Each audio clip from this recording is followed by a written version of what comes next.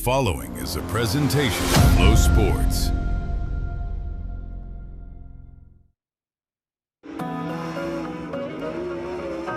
We race against some of the best every night in the Flow Series. Gave us that hilltop place to park, gave us them girls that stole our hearts, gave us them books up on the wall, the way we live and the way we talk. Gave us state that senior year, them country stores to buy that beer, a place to go nobody knows when you take it in and you take it slow, like that river rolls where that green grass grows. I can't explain it. Yeah, we sure painted it up.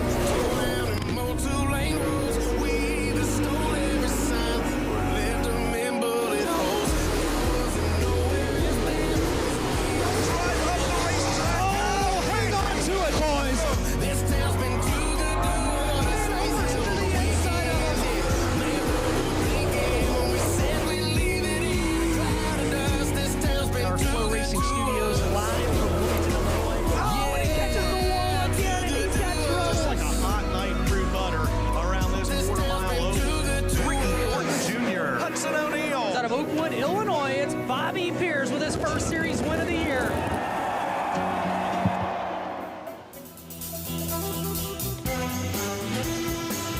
Well, we want to thank all of our official partners for I almost said it, for FloRacing Night in America, presented by Kubota. Great partners, Die Hard. A lot of great partners there. And Dylan Scott, he says it best every single time in that song. This town's been far too good to us. And this town right here, Senoia, Georgia, every time you come, it makes you feel like you're home. It makes you want to come back. It makes my wife want to buy a house. I'm still concerned we may own one in town. But it's an amazing area. Cody, I know you've got to soak it all up. Earl, our pit reporter, as well. And you see high atop the area, fall is in the air, race car engines are roaring in the air, and over $200,000. Well, that's going in some pocketbooks after tonight. This is the Peach State Classic with FloRacing Night in America, presented by Kubota, from right here at Senoia Raceway in Senoia, Georgia, just south of Atlanta. Ben Shelton here with Cody Early. And Cody, a night that had more plots and twists than a soap opera. And honestly, I could have probably done without a few of them last night. It was a challenge last night. But when it was all said and done, Jonathan Davenport cut into Bobby Pierce's point lead. Pierce is still the point leader. JD got to $20,000 last night. But it all ramps up to tonight, where we have a purse of over $120,000 for the super late model competitors. Yeah, and I mean, Jonathan Davenport did everything he could do last night to possibly cut into that lead. He's cut it down to 27 points coming into tonight. And you know, we saw racing last night all over this racing surface from top to bottom. The Pollard family give us an amazing facility, and the drivers last night in both divisions put on a show. Well, they put on a show tonight. The 602 late models, they're going to kick their feet back. They're going to have those bologna sandwiches that Tim Cooper, the track announcer, likes. 604 late models have come out in major numbers here tonight, though. There are over, actually 60 on the nose now. 60 604 late models.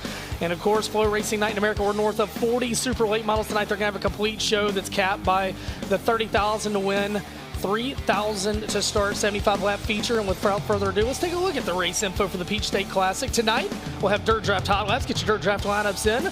Then we will have group qualifying, Group A and B, just like last night. That will set up the heat race lineups for heat races 1, 2, 3, and 4 tonight. And then we'll have 2 Coleman Farms B mains, 12 laps. Out of the heats and the B mains, we'll take the top 4 out of all those races. That gives us 24 cars. Then we'll evaluate series provisionals for 25th and 26th, and series emergency provisionals potentially for 27th and 28th. We didn't need any provisionals last night. And of course, it ramps up to the $30,000 to win, 75 lapper tonight. And yeah, 30,000 to win, 3,000 to start, Cody. But when you come here to this 3/8 mile oval that was built in 1969, let's not lose the fact this is a stout payout. 10th tonight is right at $4,000. Yeah, I mean, it's $3,000 just to start. I mean, that's impressive in itself. The 3/8 mile here at Senoia Raceway, they used every single inch of this facility last night from top to bottom. We saw an amazing night, and here we are, over 100 cars again in 2 divisions, and it's going to be a fun night tonight, Ben. We're in SEC country. There's some big like SEC football games today. It has the SEC feel out in the parking lot. There's kids out there throwing football. There's horseshoes. There's cornhole. The Pollard family had a catered lunch for the teams today.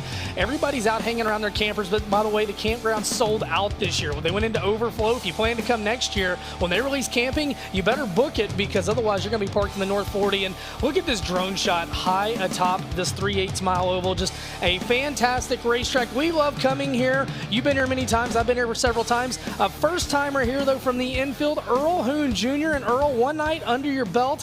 What do you think about this place as we get set for night two? Loving it. Ready to go here on Championship Saturday at the Senoia Raceway with the Peach State Classic.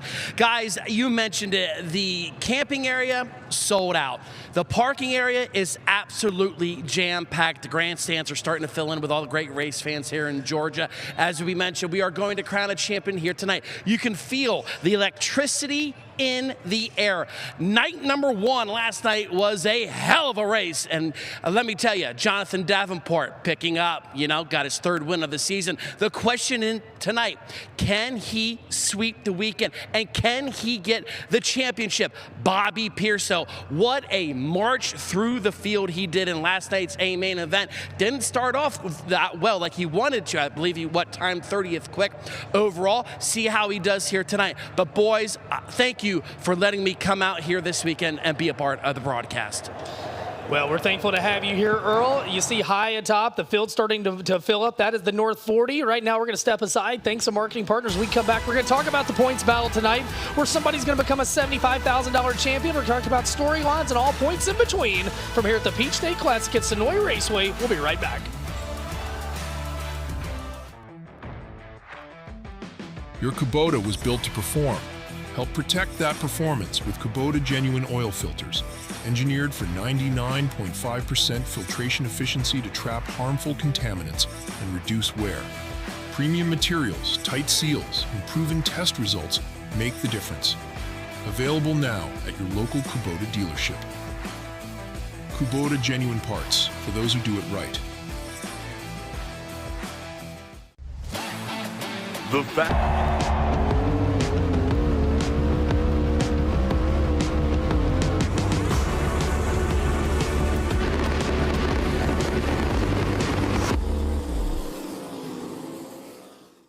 MD3, the most advanced body panels on the market.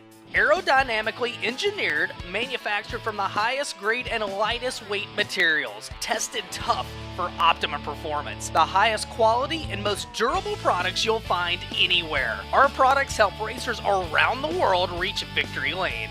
Winning never looked so good. MD3, the #1 body choice for top dirt racers. Hey race fans, Burdick's RV Center is your full-line Renegade RV dealer in the Northeast. Travel to and from your destination in extreme luxury, Class C and Super C motorhomes like no other. Choose a new Renegade Explorer or the incredible Renegade Classic, while the new Renegade XL stands above them all. We'll help arrange financing and work with your trade-in too. So chase races, chase your dreams with Renegade at Burdick's RV Center in Cicero, New York, or Burdick'sRVCenter.com. Welcome back to Senoia Raceway, where there's spectator cars, there's campers, there's race cars, there's pork rinds, there's boiled peanuts. It's everywhere. Everywhere you look, there's something on this facility, and the kids are out there having a big time, and that's what I'm talking about. The next generation of race fans having a big time out there, and we are so thankful to have you here on a day that yesterday was Chamber of Commerce. Today, part 2. A little bit of a breeze today, but it is gorgeous to see the weather there. 70 degrees, sunny. We've had a few clouds floating by just to take a look at the place, but not bad at all. 5-mile-per-hour winds, gusting a few times today, but clear skies. Going to be a beautiful night here tonight. And, in the past, we would have been on track at 4:30 today, but the reality is it would also normally be a lot cooler, possibly a chance of weather. With it being so nice, we wanted the track prep crews to have the best chance to have the racetrack great for tonight. I think you'll see them rework it before the features tonight, but other than that, I think they've got this racetrack in top shape, and they need to, because we've got one heck of a points battle here tonight, Cody. Let's take a look at that battle for the title, and really it's come down to 2 drivers, Bobby Pierce and Jonathan Davenport. Bobby Pierce, 2023 Series champion, 27-point lead over Jonathan Davenport, the inaugural inaugural season champion back in 21. Hudson O'Neal and Ricky Thornton Jr. eliminated last night, but they are still battling for big money, $137,000 amongst the top 10. Then it's Ryan Gustin, Brandon Shepard, Dennis Orb Jr., Garrett Albertson, Devin Moran up to 9th. Brian Shirley not here this weekend, but he's trying to hold on to 10th. We don't have a minimal amount of races you have to run to get in the points fund, so Shirley can actually get 3,000 and not even be here at the finale weekend. But we talk about the battle for the title, and man, it's one going down to the line, and we have a drop race for the first time ever in the series. Usually we get a few rainouts. It's your best 8 out of 10. We had one rainout today. Tonight is round 9, and this is where they sit. Now, Bobby Pierce has got a 27-point lead. They both have 3 wins. They both have 6 top 5s, and Bobby Pierce has one more top 10 than Jonathan Davenport. So the 4 tiebreakers in this are wins. Well, those are the same right now. Right. Events entered. They both entered all 9 events. Top 5s are dead even. Bobby Pierce has a leg up in the top 10, which is the final tiebreaker. But it's worth noting these drivers are trying to drop their lowest score with their performances here tonight. For Bobby Pierce, that was a 48-point effort back at Bulls Gap Volunteer Speedway back at Scott Bloomquist Memorial. For Jonathan Davenport, it's a 45-point effort back at Eldora Speedway in June. So they're trying to drop those and improve them. It's your best 8 out of 9. It's going to go down to the wire. We'll keep you updated throughout the night, but it's come down to those 2 drivers. And man, I tell you what, if last night's action was anything of what to expect tonight, to add 25 laps to it, Cody, anything's possible in this feature tonight. Me personally, I will take a few less twists and turns. I just want some really good racing on the track. Well, last night, I mean, the social media went crazy with the B-mains last night. The Coltman Farm Racing B-mains, I think, made headlines last night with just how competitive the racing was. You mentioned that championship hunt. I think for Bobby Pierce tonight, one of his goals is going to be get started off on the right foot. Well, for both those drivers and really everybody, because more than that, there's a $30,000 winner's check on the line, a $75,000 champions check, and we're going to step aside and cash some checks with some marketing partners. When we come back, we'll talk more about tonight's program. 100-plus race cars total in the pits in 2 divisions. This is the Peach State Classic from here at Senoia Raceway, and you're watching it live in the house or on FloRacing. This isn't just a shop. It's where racers build products for racers with blood, sweat, and gears. At Buzzy Racing, we know what's at stake because we race too. From rear-end rebuilds and tube straightening to dyno-tested steering boxes and transmission overhauls, we don't just fix it, we build it like it's our own. Family-owned, track-proven, built with purpose, built to win.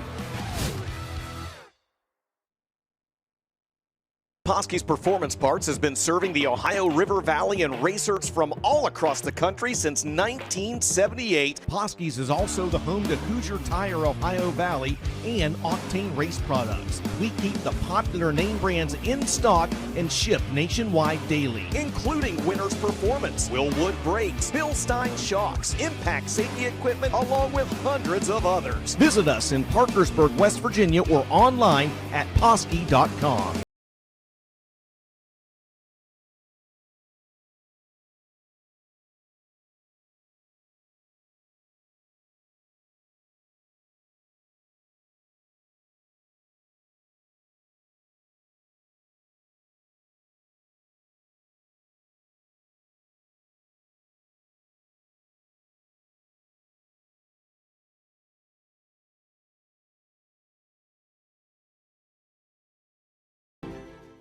Allgaier Performance is your one-stop shop for all your parts, tires, shocks, and fabrication needs. From drag strips to your local dirt track and asphalt tracks, Allgaier Performance can get what you need on track and into victory lane. Allgaier Performance is now the Midwest dealer for Longhorn chassis, complete with cars and genuine Longhorn parts and components. Stop by our locations in Springfield, Illinois, or Brownsburg, Indiana, or visit online at allgaierperformance.com. Welcome back to Senoia Raceway, Senoia, Georgia, and you see Bobby Pierce, current point leader, down there talking with his National Dirt Late Model Hall of Famer Bob Pierce, if I'm not mistaken. Fellow Hall of Famer Shane Clanton over there. Clanton will be in action tonight. Obviously, Bobby Pierce. Pierce with a big rally last night from 20th. Ended up last night in the 7th position. had one of the more wild moves that we've ever seen in racing. And Cody, I tell you what, man, I'm not one to shy away from it. Look at the elephant in the room. We had some situations last night. We were kind of like 1 in a million. They both happened on the same night. And, while I'm not going to feed the fodder of a lot of social media, you catch a few things. And I can tell you for a fact, these are the facts. The decisions were made to the best of our abilities last night, to the best of the series rules. Talked to the drivers today. None of the drivers had any issues. Spoke with all of them. And we're here. We want to see a great show. We want to give everybody the fairest place to race that we can. And, past that, if there's people that have hurt feelings, I fully understand that. But I can tell you that our series will maintain its integrity and we do things the best for our ability. I mean, we always get it right. Nope, we do our best. And without further ado, I tell you what, Tiffany, let's take a look at some of the highlights from last night. And we saw this main event, which came on the heels of the greatest B main maybe of all time. Peach State Classic weekend, FloRacing Night in America, presented by Kubota. Out of turn 4, we are green. We're green, and man, Davenport almost caught that inside wall. He had to turn at the last minute. No harm, no foul. We go green. He's to the lead down the back straightaway. McCready in second. Trey Mills trying to shock the world here tonight. He sits back in third through 3 and 4. Leader of lap number 1. Is it McCready? Is it Davenport? Survey says Davenport by 8 thousandths of a second. Wow. My goodness, that was close. Yeah, McCready's went to the bottom now with Trey Mills there in tow. There you see McCready following Davenport down into turns 3 and 4. And I tell you what, Trey Mills never left the bottom earlier in his heat race, and he moved straight to the front and won that thing. We'll see if he stays in that line the whole way, as we've got him 3 wide right at the flag stand. As the top, I would say right now, 5th, 6th, 7th, and 8th, all racing under one blanket. The last time by, it was Davenport's lead was 2.3 over McCready. Trouble for Tyler Erb. Oh, Tyler Erb goes around, and that will draw the caution, the Midwest Sheet Metal caution. We'll go back under green out of turn 4 here at Senoia.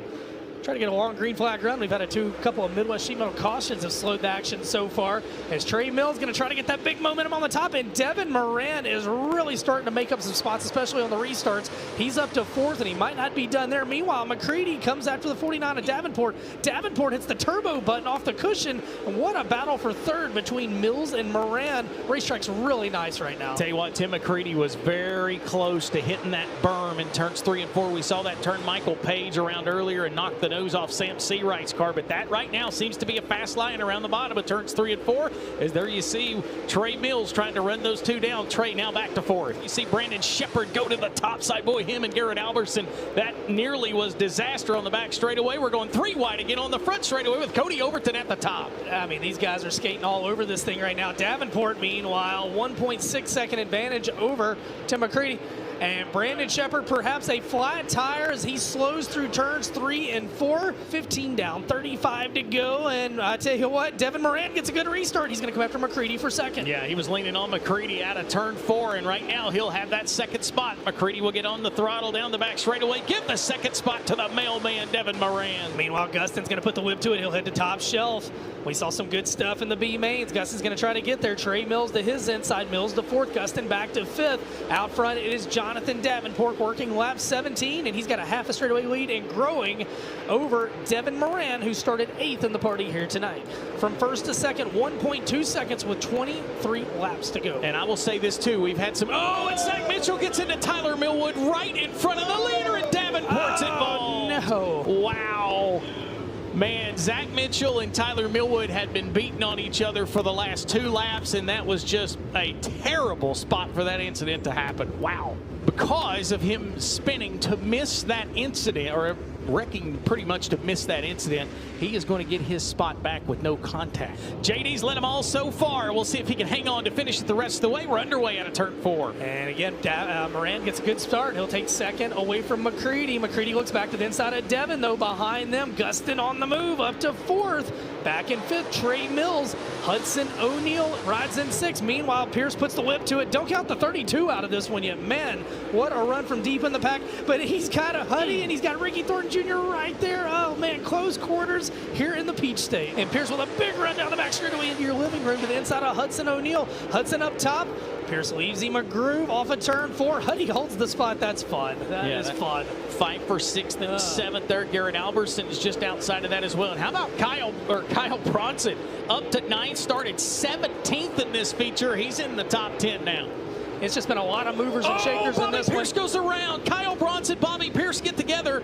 And, man, Bobby Pierce tried his best to keep the wheels moving. I don't know that they stopped. I tell you, we'll have to go back and look at that, but I don't know that his wheels stopped completely. We'll see. Here's a look at it again. Here comes the killer Kyle Bronson. Bam, there's the contact. Around goes Bobby Pierce. Wheels are still moving, still moving, still moving. In reverse. Wow. There's going to be a 30 for 30 on this race tonight, guys. Back underway we go. Side by side still for second. Devin Moran, Tim McCready. They'll do it again. Moran's going to get a nose out front. We'll see if he can hang on to it off turn 2. He does it by about a tire length, half a car length. Now Devin Moran still back up to the top side. Man, McCready can really keep that car glued to the bottom of the racetrack, but Davenport's so good through the middle. Meanwhile, 5 laps to go, and what has been a battle royal here tonight. 4th is Gustin. Back in 5th, Hudson looks to the inside of the 14 junior of Mills down the back straightaway. Yeah, here comes Tim McCready again. Close enough to actually get almost to the door panel in 3, but then Jonathan Davenport stretches it back out down the straightaway. Tim McCready getting wound up. Can he get there? This time out of turn 4, the Barrett's Performance. 1 to go, white flag in the air. Davenport changes his groove. McCready's pedaling fast. 1 lap to go. Final time into turns 1 and 2. Jonathan Davenport trying to win the championship. Needs all the points he can get. He'll go into turns 3 and 4 for the last time. Off into 3 and 4. Out of turn 4, checkered flag in there. $20,000 payday. Jonathan Davenport, your winner. Tim McCready in second. Third will go to Devin Moran. 4th to Ryan Gustin. Trey Mills, career best in 5th. Yeah, that was last night's chaos times 2, times 3, times 4. And, man, the one thing, the big takeaway, you can take away whatever negatives you want, but the positives, this racetrack was phenomenal. It's got us geared up for tonight. Earl, you were down in the infield, and man, I mean, again, watching the racing action here, from maybe what you saw when you got here in the afternoon to what you actually saw on the track, was it what you thought it would be? Was it more? Was it less? How was it different? Well, I mean, right before we started last night's A-main event, I was able to catch up with the track crew, and they still weren't really happy how it turned out going into turn 1. And he said, I'm going to go out there and scratch the surface a little bit, apply some water so the guys have something to really lean on when they make the entry. But at the end of the B-mains, he was actually, you know what? I'm going to change it up. I actually like how the track is in turns 1 and 2 last night. It actually cleaned off, and those guys could really get a good bite of the cushion in the center of the turn and really carry the momentum off of turn 2. Last night, turns 3 and 4, that's the money turn, right? Boy, oh boy, was that juiced up. They had multiple lanes going on over there. Now, something I would like to talk about here this evening. All afternoon, obviously, the track crew was out and about, but something different they did tonight compared to yesterday afternoon. They let the top completely open on both ends of the racetrack. They applied water and just kept applying water, and they tilted up a little more. They actually did not run the top side of the racetrack in until around about an hour ago, when the sun was really starting to make its way off the track surface. So guys, I believe how they prepped the track here tonight, that top side in both turns 1 and 2 and 3 and 4 is going to be there all night long. Yeah, Earl, that's probably really the only thing they could have done last night. I know they made the decision to leave it alone, but I mean, after our 2 Coltman Farm Racing B-mains, how can you doubt the effort that they put into the racetrack? And Earl, how crazy is this? The competition last night was so good. Ashton Winger, Chris Madden, Mike Marlar, Michael Page, and Austin Horton didn't make the show last night. That's a statement in itself. Yeah, no doubt about it. It just shows you how tough the competition is here with the FloRacing Night in America Super Late Models, brought to you by Kubota. Remember, Bobby Pierce, he's in the hunt for the championship here tonight. He had to come through the B-main and absolutely put a march on here during last night's feature event. But you called it, Cody. This field is absolutely jam-packed here this weekend and all season long. Yeah, and I think, like I mentioned earlier, I think if Bobby Pierce can put himself in a good position through Sunoco Race Fuels qualifying and get himself closer to the front, not have to dig out of the hole in the first half of that race, he could be in the hunt tonight for that win. Yeah, no doubt about it. And during the 602 heat races last night, I was able to go back to the pit area and catch up with Bobby. And I'm like, man, qualifying did not go your way. I mean, what are you going to have to do, and what kind of setups are you going to have to put to the 32? And he's like, dude, to be honest, the thing that is killing me here this weekend is I don't have a lot of laps. Therefore, I really don't know what to do with my base setup. Now, we compare that to, like we mentioned, the march that he put on in last night's feature event. I think he knows exactly what he needs to do here tonight. Indeed, Earl, and we're going to find out tonight. It is championship night for FloRacing Night in America, presented by Kubota. When we come back, 6:04 hot laps hit the racetrack. You're watching the Peach State Classic on FloRacing.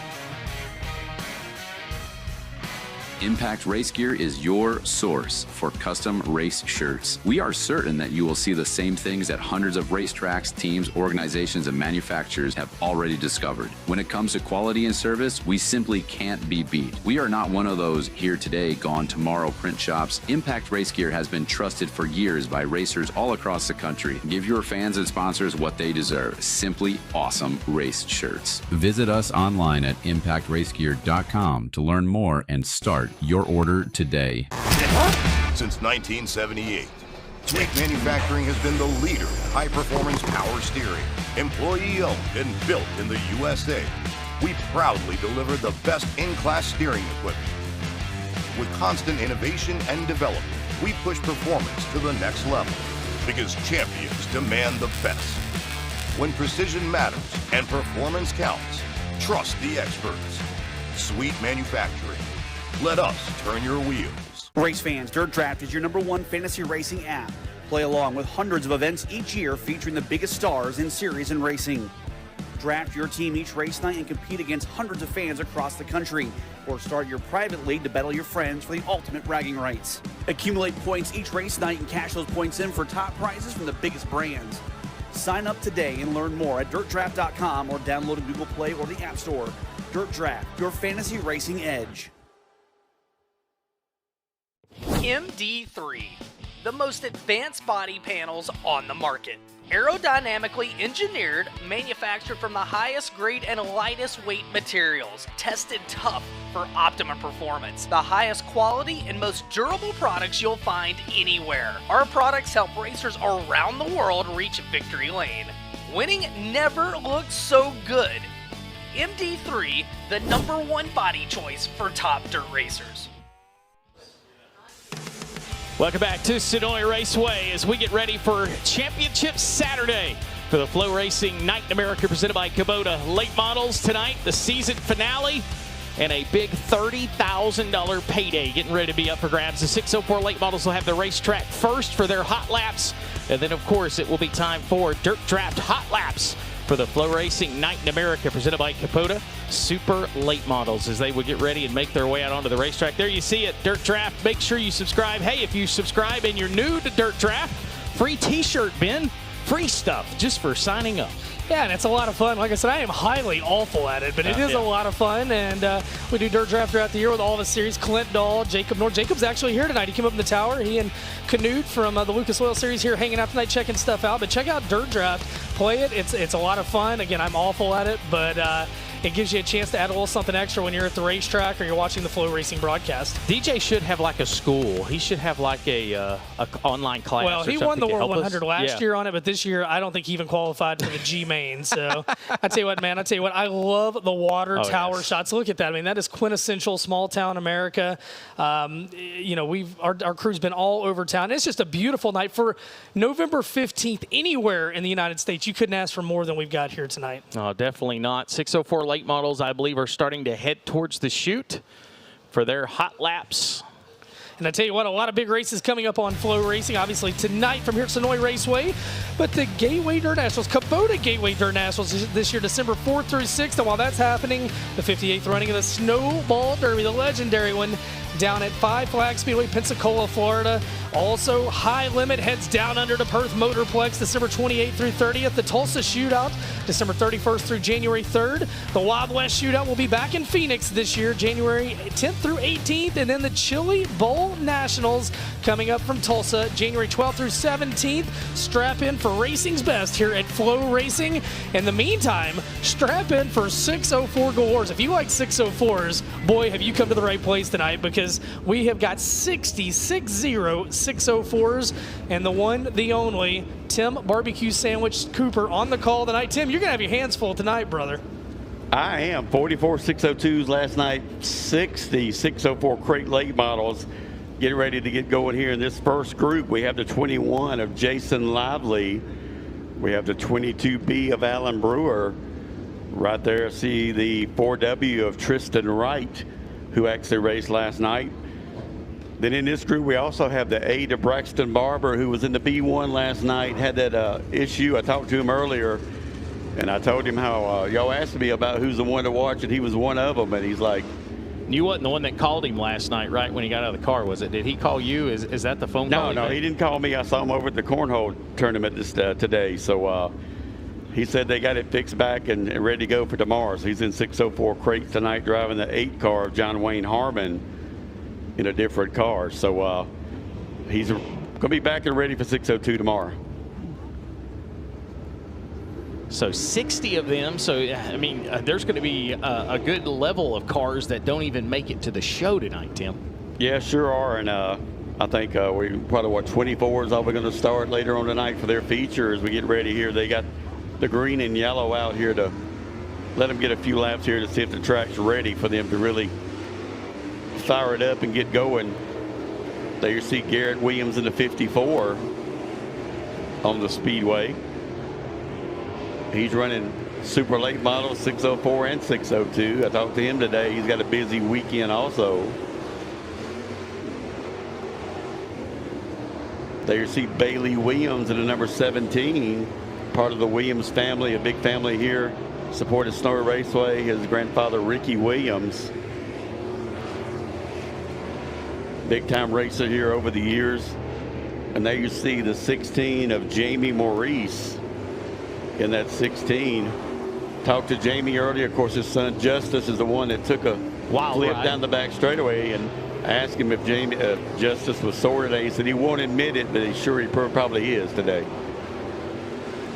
Yeah, and you mentioned Jamie's in that 16. I believe that's Joshua Langford. Didn't he own that 16 car? He used to, and Jamie bought it for his other son, Jace, to ride. And there you see Braxton Barber in the number 8 car right there. It's usually a bad, fast car, too. So let's see what he can do, as they'll come back later on to do qualifying. This is just getting them some hot laps to see what they need to do to make it quicker. Bailey Williams in that 17 right now is the quickest time. Well, let me change that. I had it wrong. Braxton Barber in the 8 is quick time with Alan Brewer and Tristan Wright. And was Bailey not your track champion this year, right? Bailey was our track champion. 604. Yep, 604 crate late model track champion Bailey Williams in that 17 car. And Cody, that's 8 of only 60. We're still got a lot to go. You had to say that, didn't you? Braxton Barber 15.712, top of the board. Alan Brewer second, 16.388. Tristan Wright was third fastest, 16.778. On the speedway now, you see the 16 of Wesley Scott. We talked about him last night in that West Pro sponsorship. Owner of that West Pro and a lot of cars out here tonight. There you see Bailey Williams' father. That is Richie Williams. Now, an announcer's nightmare is getting ready to happen in this one, Tim. 17 there. You get ready to see the next car, which would be?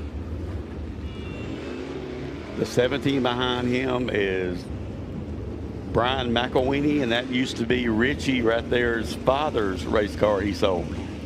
And the car that's behind him would be? Can't see him yet here. Let's see. Another number 17. That's got to be one of the Haygood boys. That should be probably Rush Haygood or Lamar Haygood, his father there. Feels like at the casino, I split 2 aces, I get another one, and then I end up with a sauce 17 on all of them, and then you get a face on all of them. You got 3 17s in a row. It's going to be a handful. Oh, like Cody, you and I just talked about, there's so many of these that we haven't seen that we don't know who they are. So we're got to look here. I'm trying to see who this 14 car is. He's never been here either.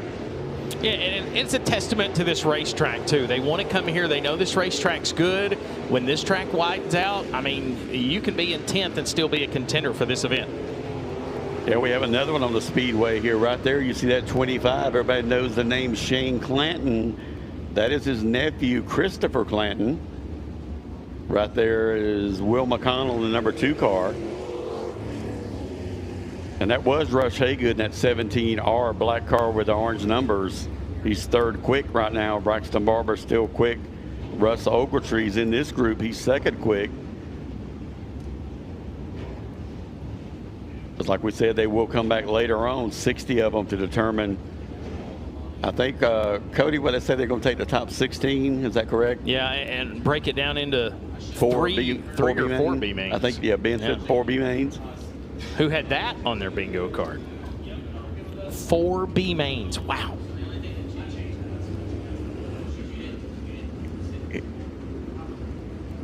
Here we go with this group. If you are watching at home on FloRacing, FloRacing, you see your timing and scoring. That is not the official time. That is the running order that have come out. They're going to get that work to shuffle up. But right now, Braxton Barber does have the fastest lap at a 15.712. Russ Ogletree second. Rush Haygood would have your third fastest time right now.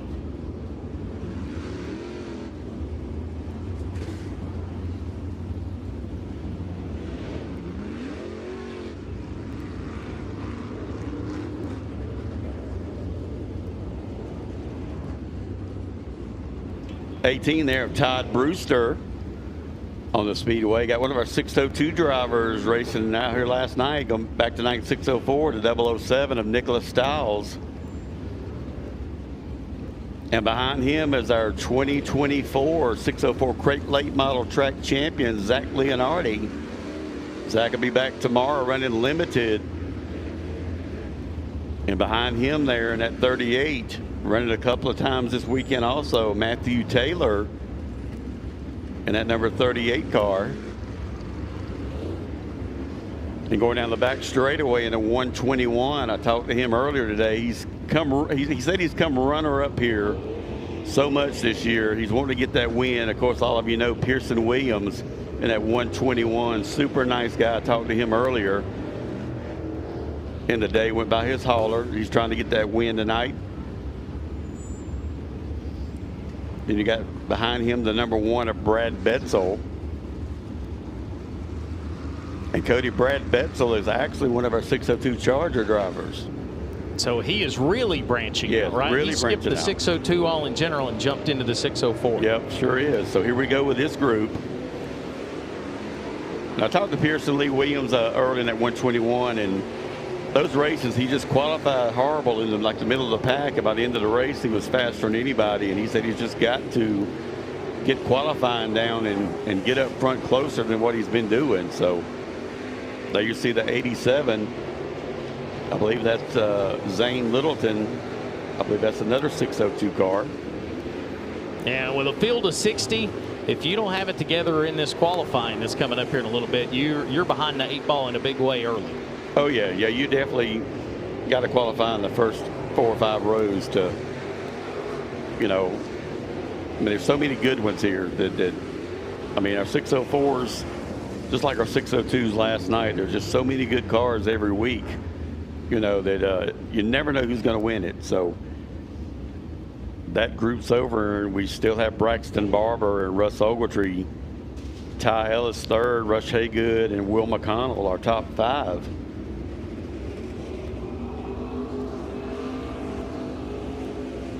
There's another 17. That should be Rush Haygood. It should be Rush Haygood's father right there, Lamar Haygood. He runs crates with us also. And they got another brother who's not here tonight, runs 17. So they all 3 run 17. Yeah, luckily their paint schemes do they are have 16 siblings? Yes. Yes, 16.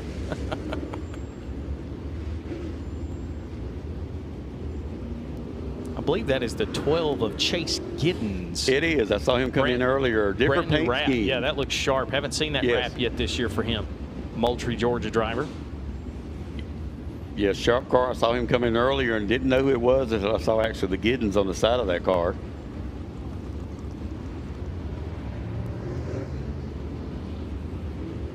But Cody, I don't know, is it me or is the track looking just as good as it did last night? Oh, yeah, it looks like it is in really good shape. And the fact that, as Earl mentioned, they emphasized the top side of this racetrack, that excites me. Is if you're watching at home on FloRacing, you see the 604 late model times. We've got it lined up for you. As Braxton Barber, though, nothing's changed. He's still top of the board, 15.712. There's Marty Massey, another one of those drivers. If it's a late model here, he's behind the wheel. You got Marty Massey in the 15 out there, and there's a 9, Dustin Diem. Now, Dustin last night, he's hit the back gate. last night. I don't know if that's the same car or got it fixed there or not, or a different car. Yeah, thank goodness he stayed in the field of play, so to speak, because that could have been really bad. About 3 or more feet to the right, and that could have ended up really bad for him. Another driver that was out there, you see the 24 of Austin Bloodworth did not have the 90 wanted last night in the 602. We'll see if he can rebound in the 604. 9th fastest right now, but a new top time, Tim. Yep, Marty Massey goes to the top with Marty Lunsford second, Chase Giddens third, knocking Braxton Barber back to 4th.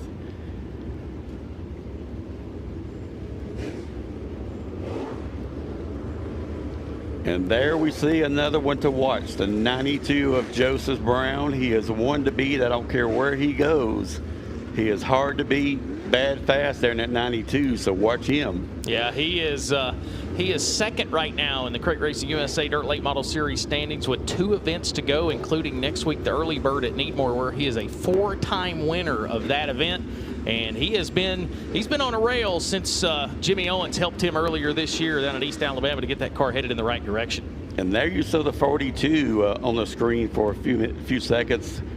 That 42 of Jake Traylor, I love that car because my sister used to drive it and Jake Traylor bought it, and he's won several races this year in that 42. Right behind him there, another 9. Seems like 17s and 9s are the big number out here, seems like, in this 604s. Well, I'm glad you can keep them all straight, Tim. At least they're different colors. You have that going for you right now. Yeah, Jake Traylor right there, he's usually pretty quick in that 42. The Longhorn chassis. Oh, and trouble down in turns 3 and 4 as the 9's going to loop it. No harm, no foul. Logan Bradford, another car out on the racetrack, the 67 here on the front straightaway. Another driver that we saw yesterday in the 602 division. Of course, they have both cars, and from what I'm understanding, they go full-time touring 604 next year. They've got the backup car and that car ready to go. So Logan Bradford, another one of the drivers out on the racetrack. It looks like we're getting ready to go back green. There you seen 3 wide, Tim, momentarily off turn 2 in hot laps. Yeah, not good in hot laps. Save that for the features later on tonight. So green flag back in the air. Marty Massey still with a 15:04.8. But Cody, you know, like I do, between now and when they come back for qualifying, the track's going to be a whole lot different. And like I told you last night, we saw it. When it gets dark, you can see how slicked over it gets when those supers get out here and they get more laps on it. And that's one of the things I love about this place, because it's every time a division comes out on the racetrack, you're looking at something different, and that's all the way through the night. Each time a division comes out, the track is nowhere near what it was the last time you went out there, which makes it extra challenging as we have 2 new times at the top of the board. Peyton Stevenson just went to the top, 14.943, and Tim, the guy we just talked about, Joseph Brown, second quick. Scooby-Doo, quick time right now. He was chasing that bone last night in one of those, what would be mains we talked about. So he's ahead right now with a, was he looking for Shaggy, you think? Possibly. Or a Scooby snack. Maybe that's what it was, a Scooby snack. And there's another one that's going to be pretty quick. Diesel Jones, I think I saw, he finished 6th or 7th last night in 602s.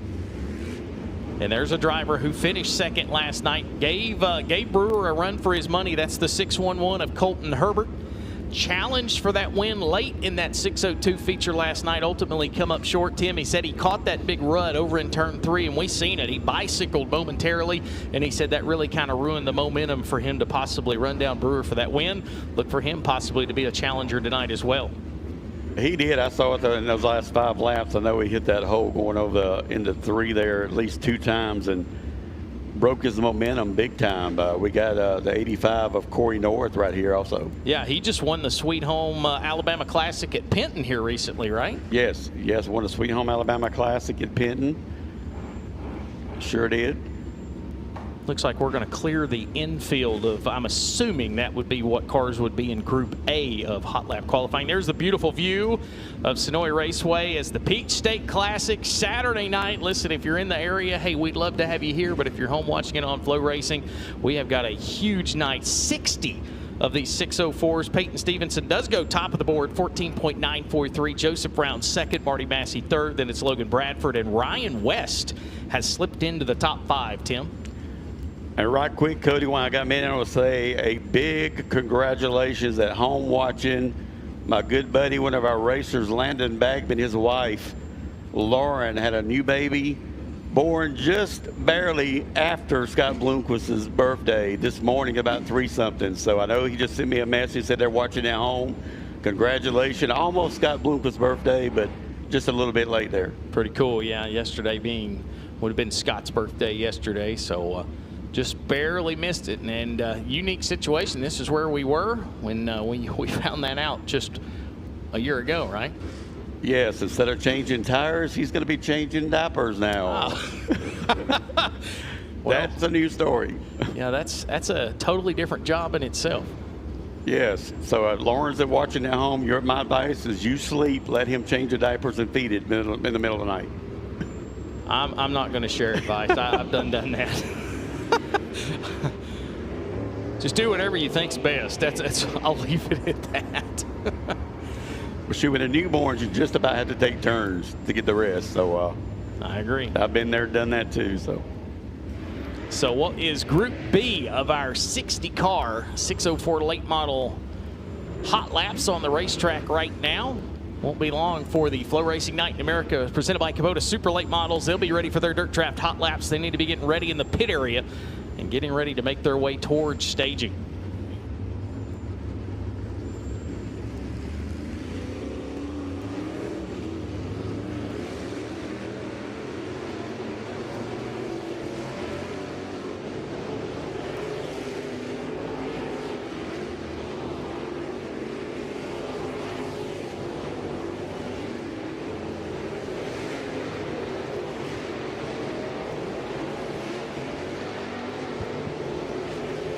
There you see the 46 of Diesel Jones. Peyton Stevenson still at a quick time. We have 2 cars down in the 14-second bracket right now in the 604 crate late models. Peyton Stevenson, Joseph Brown. Oh, and as I say that, Diesel Jones goes to the top of the leaderboard at 14.736. So Diesel Jones right there. There you see Colton Herbert. Don't see where Colton is here. Let's see. That is Cody King in the 12 car. Okay. So Cody King is in that Ashton Winger looking car. Oh, Colton Herbert. Colton Herbert is second quick. So Diesel Jones, Colton Herbert, Peyton Stevenson, Joseph Brown, and Marty Massey. Just them top 5 right there is going to be a race later. We still got a bunch more to go here. Yeah, 41 have officially taken time here in this hot lap session.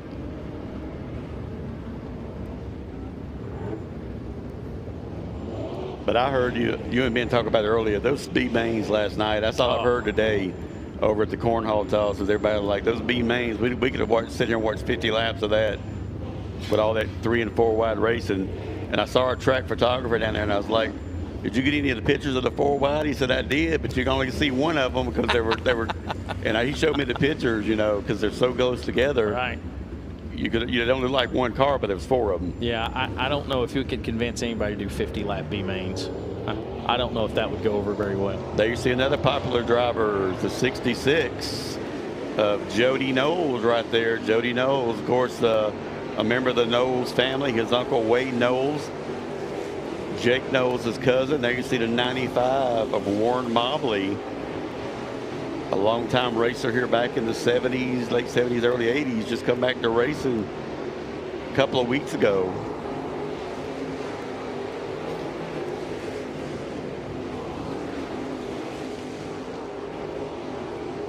Yeah, that 36, I believe that's Taylor Jarvis on your screen right now. Taylor right now 21st fastest in this hot lap session.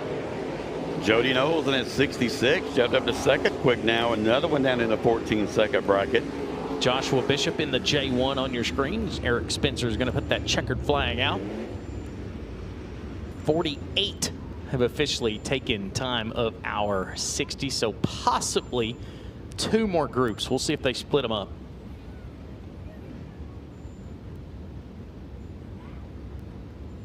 as the crowd continues to file in here at Senoia Raceway. And Tim, they have parked all the way as far as the eye can see, past the eye can see, over towards the entrance to get into this facility. And one thing about this job I like every Saturday night, Cody and Ben, I see him over there listening to us. Look at the sunset I see every Saturday night over here off turn 1 and 2. There's Colby Darda in the 91. He won a topless outlaw race here in 2023, I believe. He did. Colby's always bad fast. There you see another fast one, Matt Dooley. Another one of those West Pro sponsored cars. Former track champion here. Sure is. And behind him, another one, that 22 there. That is the 22 of Dune Buggy Dustin Smith. That's his nickname, Dune Buggy Dustin Smith. Dare I ask how?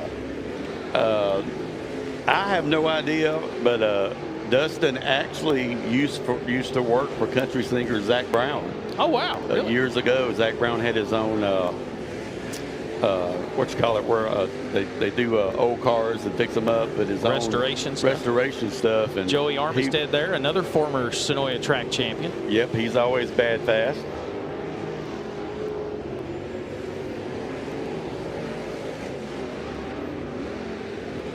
Trying to get the number one at 3 there. I believe that is the 3X.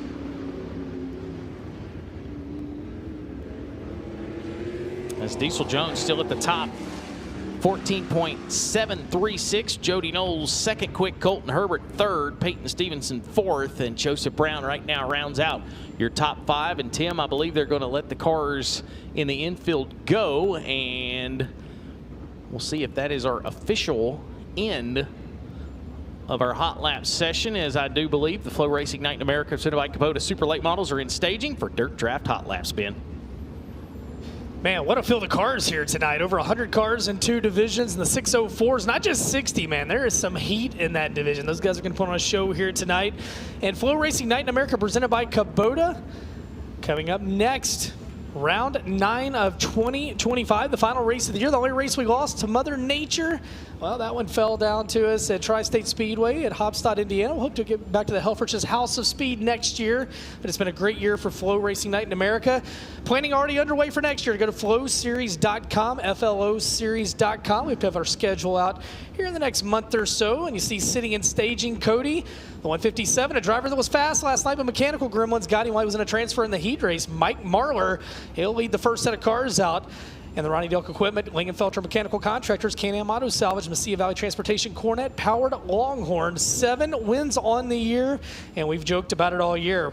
Winning everywhere from Mudwick Valley to Rock Castle to Sharon to Earl saw him win twice in a modified up at Port Royal. Marlar's been everywhere this year, and of course, he swept the weekend a couple of weeks ago, and the night the stars come out over at Atomic Speedway. So it's been a big end of the year to Marlar. Bad luck last night. He'll try to bounce back here tonight, and a star-studded field, and man, that's what I love about this show. It's a brand new day today. Talk to guys like Sam Seawright. You touched on Michael Page brought a whole new car out today. Bad luck last night. You hate it, but it doesn't hamper you tonight. Everybody starts fresh. Yeah, and that was what I kind of talked about in the opening. You look at just the drivers that didn't make the show last night, and you would be shocked, especially some of the ones that you would be contenders here, from Michael Page to Ashton Winger to Austin Horton. Didn't make it in. Mike Marlar being one of the others. A tough, stout group, but as you mentioned, it's $3,000 to start tonight, $30,000 to win, and they've regrouped and going to come after it tonight. So we'll have Dirt Draft Hot Laps. Again, get your Dirt Draft lineups in if you haven't already. And that will move into Sunoco Race Fuels qualifying presented by Shenandoah Logistics. $500 bonus. Thank you, Tony Knowles and everybody at Shenandoah Logistics. Presenting sponsor, Sunoco Race Fuels qualifying tonight. $500 is the fastest overall time. As Mike Marlar makes his way out, we talked about it in the Ronnie Delk Motorsports Car 157, the Delk equipment entry. And the driver that makes his way out behind him, a driver that we have seen everywhere this year, the 55E of Eli Johnson, the Eagle-powered Longhorn, Clyde Johnson Contracting and Roofing, 7 Peaks Performance Auto and Truck Parts, 55E out of Moorhaven, Florida. Yeah, the guy behind him, the runner-up last night, T-Mac Tim McCready, made it a valiant effort to try and get that car to victory lane. I feel like late in the stage has been possibly, if we could have seen the race go green, he had maybe a better opportunity, but he'll try again tonight. Of course, a former Lucas Oil and World of Outlaw champion in the 9. being Tim McCready. Another car out on the racetrack, the 17. I believe that'll be the 17 of Brent Gray out of Temple, Georgia. He'll be in the 17 car. Behind him, the 58, that'll be Garrett Alberson. Garrett Alberson out of Las Cruces, New Mexico, the 2022 Lucas Oil Late Model Dirt Series Rookie of the Year. And behind him in car number 38T, the driver pulling double duty, Matthew Taylor out of Fort Valley, Georgia. The Patrick Development Group will Clay Construction Vic-Hill-powered rocket chassis. As first wave of dirt draft hot lap cars on the speedway, and also in this set, pulling double duty again, Garrett the 54 Williams. Garrett Williams Yep. out of Kennesaw, Georgia, the Pierce Platinum, Garrett Lawn and Tree, Epic Custom Lighting, Blue Tarango T. That's my favorite one in the pit area. I like that. It's right there with Snatch Masters. Great, a lot of fun sponsors out there. Hey, if they're going to write you a check, put them on the race car. That's exactly right. So we saw last night the first half of hot laps pretty much stay middle to bottom. We're seeing that to start with tonight. We'll see how things shape up. Garrett Alberson right now fastest on the board. We'll see how the rest of the field will shape up. There you see Tim McCready. Felt like if he could just had his car a little more movable last night, Ben, he thinks he possibly could have run down Jonathan Davenport. We'll see if that shapes up tonight. Well, and I tell you the thing about McCready, he's entering the year. You saw him smiling down there in victory lane. He's got confidence, and I don't think 2026 can get here fast enough for Tim McCready. We talked about that for Garrett Alberson last night, who was fastest in that wave of dirt draft hot laps. Those guys ending the year with a lot of momentum, ready to get the new season started. And let's be honest, it's less than a month and a half. The new season gets started. They're off season. What off season do you speak of? As the next wave of cars make their way out to the speedway. And a driver that told me he was glad he got to start fresh today is in the 16, Sam Seawright. Tough night last night for the driver of the Baird Seawright Racing, Cove to Coast Marine, Troy Baird Truck and Trailer Sales, Jay Dickens powered Longhorn, 8 wins on the year. He won at Clarksville last week. He'll look for better luck here tonight. Yeah, behind him in the 20 RT, it will be the 2024 Lucas Oil Late Model Dirt Series winner, the 2025 World 100 winner out of Martinsville, Indiana. It's RTJ in the Clements Longhorn Hoker Trucking Coleman Farms Racing 20 RT. In the 40B out of Brandon, Florida, the Rocket Chassis Clements powered LTX Home Builders, Race Car Engineering, Boswell Oil, Race Car for the Killer, Kyle Bronson, 3 wins on the year for the 40B out of Brandon, Florida. Yeah, behind him, the current points leader in the FloRacing Night in America, presented by Kubota out of Oakwood, Illinois. The Vic-Hill Longhorn Low Voltage Solutions, number 32, the smooth operator, Bobby Pierce. And the number 12 out of Hampton, Georgia, in the Rocket Chassis Durham Power Under the Hood, the Jeff Matthews Racing West Pro JCB Capital Sports Construction, number 12. It's Ashton Winger with 6 wins on the year. Behind him, swapping to a different car tonight out of Douglasville, Georgia, the Durham Longhorn, Cove to Coast Marine, J&R Excavating, Baird Racing, the 5-time Ice Bowl winner, that is Michael Page. And in the 888 car out of LaGrange, Georgia, rolling to his inside, that's a Rocket Chassis for Dennis Hell, Pure Damn Hell in the Hell's Well Service, Dusty's Automotive, CSR Aluminum, 88, 3 of them on there. Say that twice. I couldn't say it once. Former Talladega Short Track Champion of Jacksonville, Alabama, the J. Dickens Capital On-Site Solutions, DG Roofing, number 21L, that's Jason Lively. Final car in this second flight of Dirt Draft Hot Laps. So once again, drivers will be in Group A and B here tonight. A will make up heat races 1 and 2. B heat races 3 and 4. 4 heat races, 2 B mains. As Dirt Draft Hot Laps continues, Garrett Alberson was fastest in the first set. And we'll see who is fastest in this set. Again, doesn't pay anything in Dirt Draft Hot Laps, just gives you a little bit of confidence as you head into Sunoco Racefield's qualifying, presented by Shenandoah Logistics. I think the guy right there on your screen, well, if there for a moment you've seen Ricky Thornton Jr., I think he's going to have a little bit of a chip on his shoulder last night, that ending that streak of multiple wins here. And there's Bobby Pierce. The key for him tonight, I think, is get a better starting spot. We'll see if he can start this night off a whole lot better than he did yesterday. Well, and there again, a whole new day as racetrack's looking really nice here tonight. And you wonder with 6604s how it'll change. A little bit of a breeze out there today, but a beautiful evening. Checkered flag drops in that group, and Ashton Winger, who scratched from this program after his heat race last night, difficulties in it, fastest in that group, second fastest overall, 14.143 in the West Pro JCB, number 12 out of Hampton, Georgia.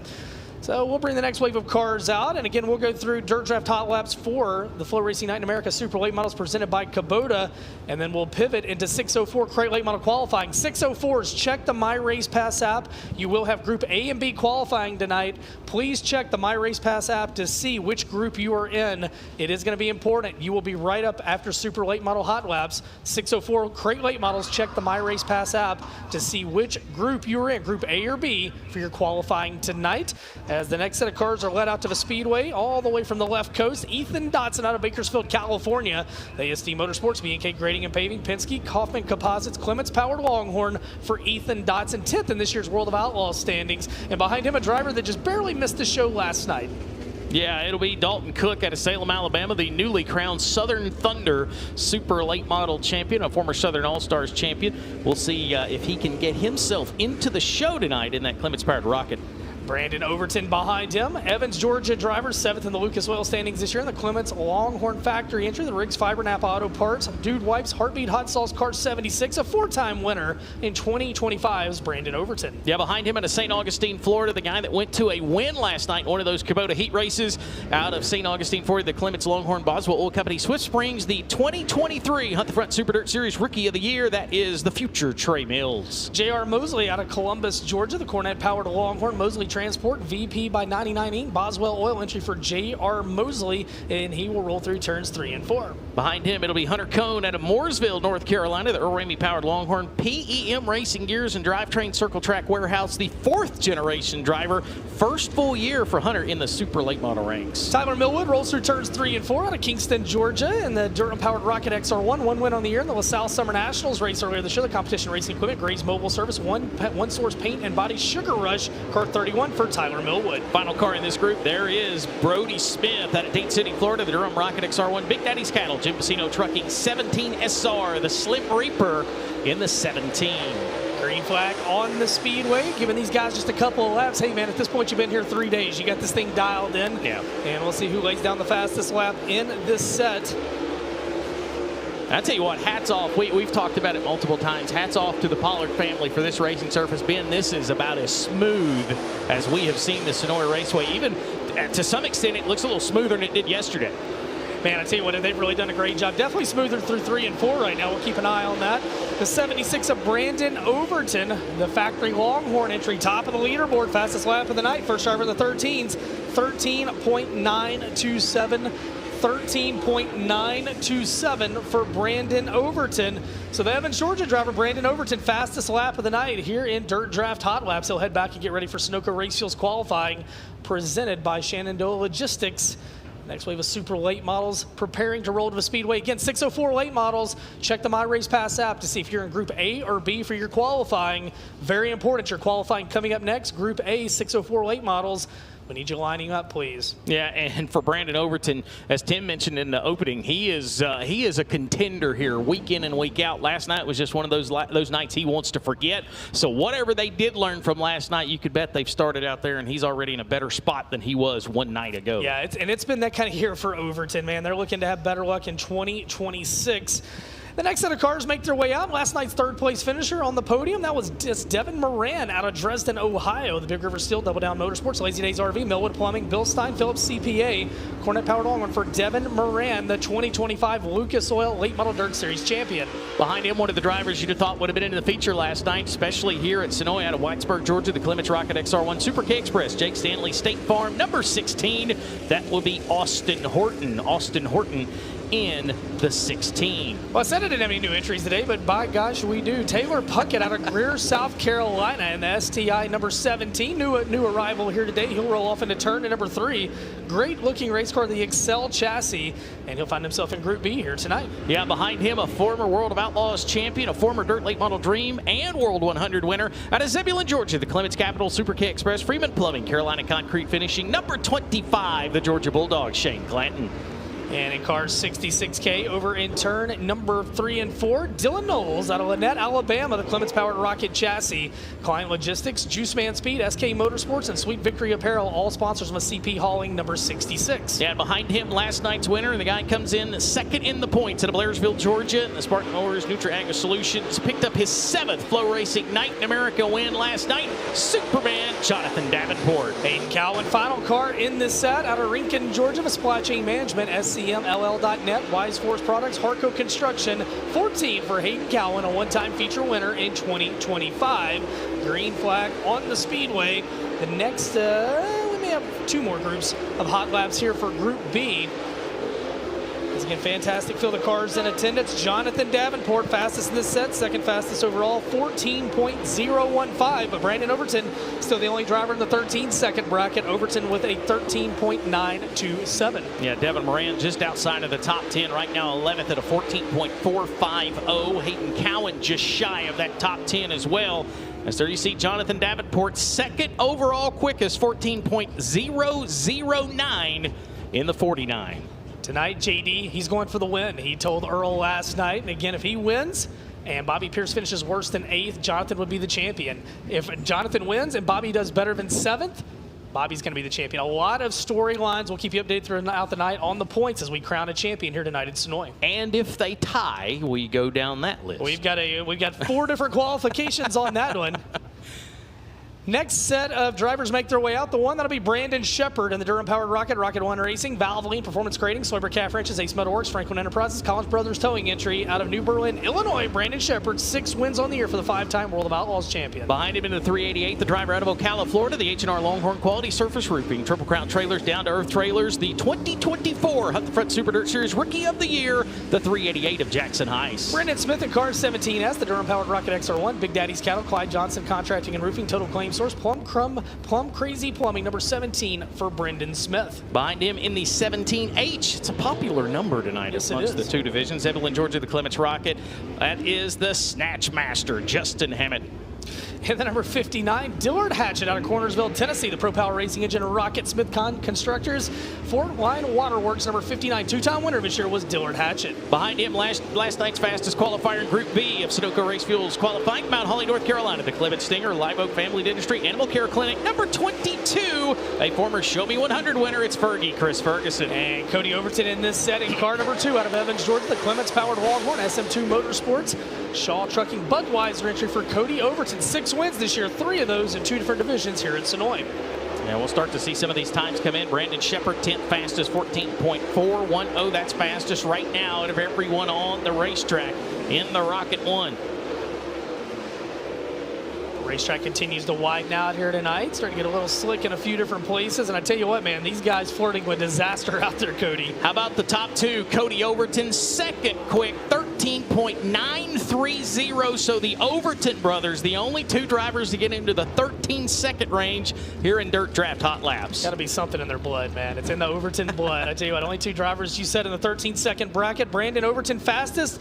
Little brother Cody second fastest. The battle of the Overtons here tonight as we continue in Dirt Draft Hot Laps, and I do believe we should have one more set perhaps of Hot Laps. And yep, they're going to send them out to the Speedway. They're going to be led by the 19R car. Good run last night for the Marshalltown, Iowa driver Ryan Gustin, and the Todd Cooney Motorsports, Allen Seamless Gutters, Hoker Trucking, Custom Fabricating, Carl Chevrolet, Vic Hill Powered Infinity Race Car for Ryan Gustin. Behind him out of Middleburg, Florida, the Pro Power Longhorn Whitener's Tractor Services, Southeast Ship Repair, Ocala Restaurant Supply, number 5. It's the Magic Man, Mark Whitener. Out of Shreveport, Louisiana, car 15, it's Clay Stuckey in the Lucas Oil, Advanced Powder Coating, Maury Transport, Clements Powered Longhorn by Stuckey, a 2-time winner this year for car 15. Behind him out of Phoenix City, Alabama, the Oliver Powered Longhorn Sparks Racing, Modern Images 99 Incorporated, number 5 of Little Red, that's Trenton Mathis. The number 71 of Hudson O'Neill, the 2023 World 100 and Lucas Oil champion out of Martinsville, Indiana. Currently 3rd in the series standings. The triple Old Oaks Outfitters, Wheeler Metals, Professional Concrete Cutting Solutions, number 71. 12 wins this year for Hudson O'Neill. Behind him, another Illinois driver out of Carpentersville, Illinois, the Clements capital, J.R. McBride Leasing, McBride back, VP Fuels,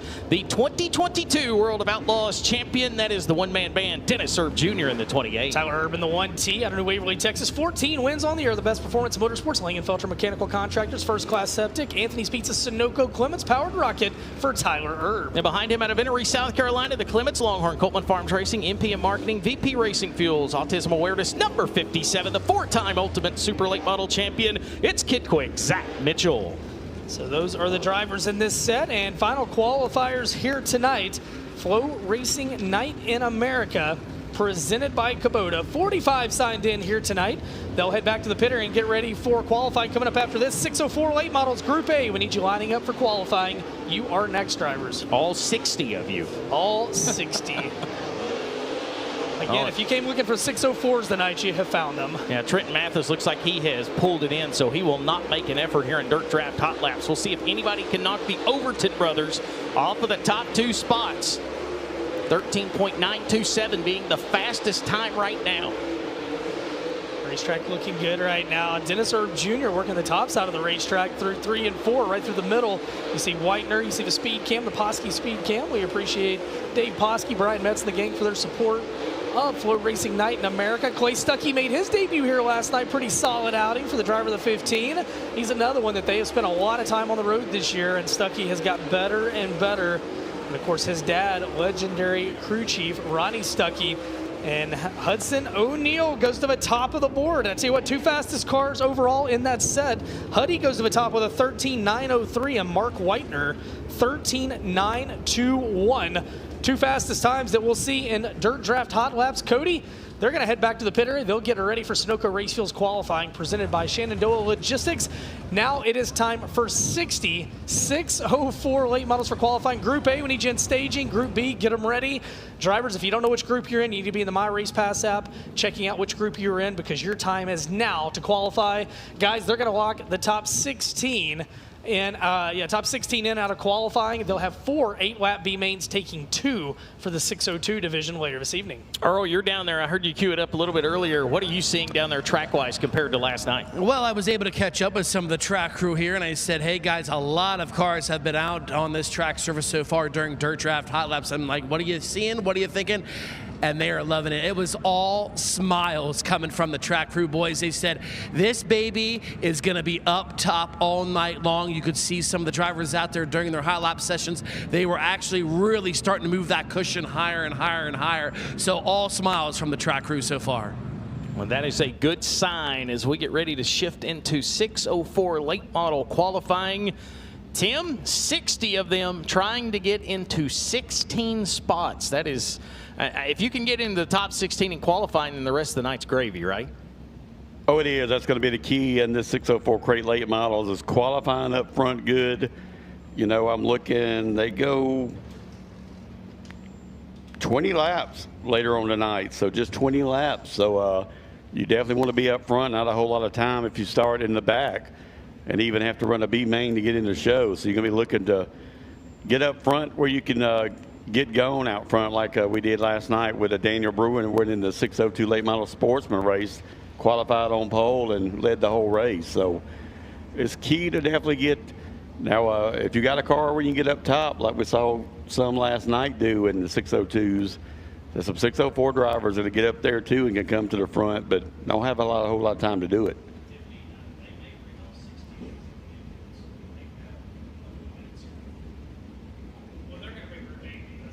Yeah, so it looks like we are working to get at least the first group into the infield for their qualifying and hopefully try to get them set up for tonight's racing program. Well, maybe looks like we are going to roll the first few out from the infield. Tim, qualifying getting ready to go underway. Looks like the first one out there is going to be Matthew Cade in number 7. We saw him last night have a bad wreck. Nope. I got you excited for nothing. I'm sorry. I think they're going to roll him around the track and then bring him in probably over here in turn 4 to get him in line maybe. Well, there's a few of them, so. By looking here, I think they want to try and get them in line by the names that we see here on the screen here. So be a lot better for me and you of keeping that with who's who.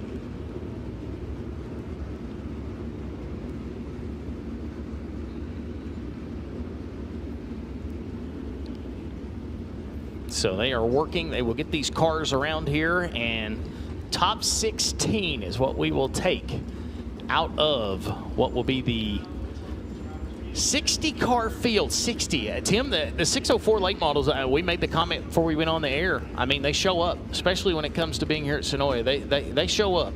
They do, and you know, 602s and 604s and all the tracks I go to in the Southeast have just picked up big time the past several years. And right quick, last night me and you were talking about age of our young drivers. I just got a message from Colton Herbert's mother tomorrow will be Colton Herbert's 19th birthday. 19 for Colton Herbert. So we wondered if he's in that area last night. He is. Will be 19 tomorrow. So happy birthday to Colton Herbert. He's wanting to try and get a win tonight and tomorrow to make the weekend. He got a second last night, so want to get a win on his birthday tonight. I was going to say, if he's 19, he's a seasoned veteran now, right? He is. I mean, you know, I've been watching him out here race for at least 3 or 4 years. So he started at around 15 or 16, you know, racing. So, and he's one of the ones every year gets better and better and better. Like Austin Bloodworth right there, you see on the screen, stopped right there at the flagman stand. Talked to him about his 602 last night. It did not handle good at all. Hoping to get this 604 dialed in tonight. So he's another one, if he's got it dialed in here, that is one that they'll be chasing down too. You know, he has multiple INEX Winter National wins in legend cars. Did you know that? Yes. He started out in the little Bandoleras and then went to Legends, I believe. So, yeah, he's his father, Stephen Bloodworth, you know, raced for many years. They from down around South Georgia, but just around Macon area. So he's raced, you know, go there in not Livonia, but Screven and Swainsboro and all that, and Cochran. We talked about Cochran today. So they get him out to a lot of tracks. He went to Charlotte here a couple of weeks ago, so they get him a lot of tracks to get him plenty of practice. So as they work to get the cars lined up, we're awaiting 604 late model qualifying here at the Peach State Classic, the Saturday night portion. Tim, tomorrow, you guys, hey, tonight's not it, right? Stick around tomorrow. Y'all got a full day worth of racing going on tomorrow.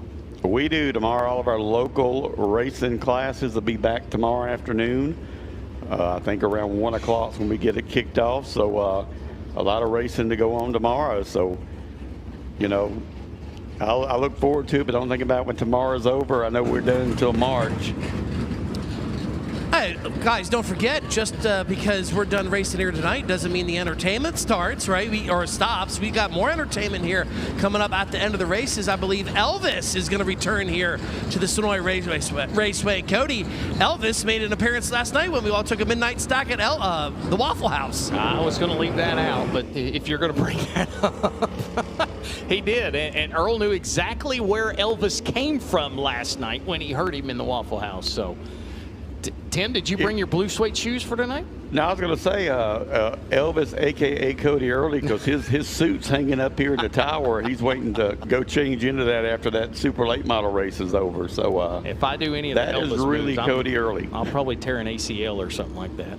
So I think Earl's ready to see Elvis. I think that's what it is. His toe was tapping. You can't give us the best 1 for the money, 2 for the. You can't do that. Everybody will say, "Let's go." My toe may have been tapping, but your head was a popping. All right, so easy, fella, easy.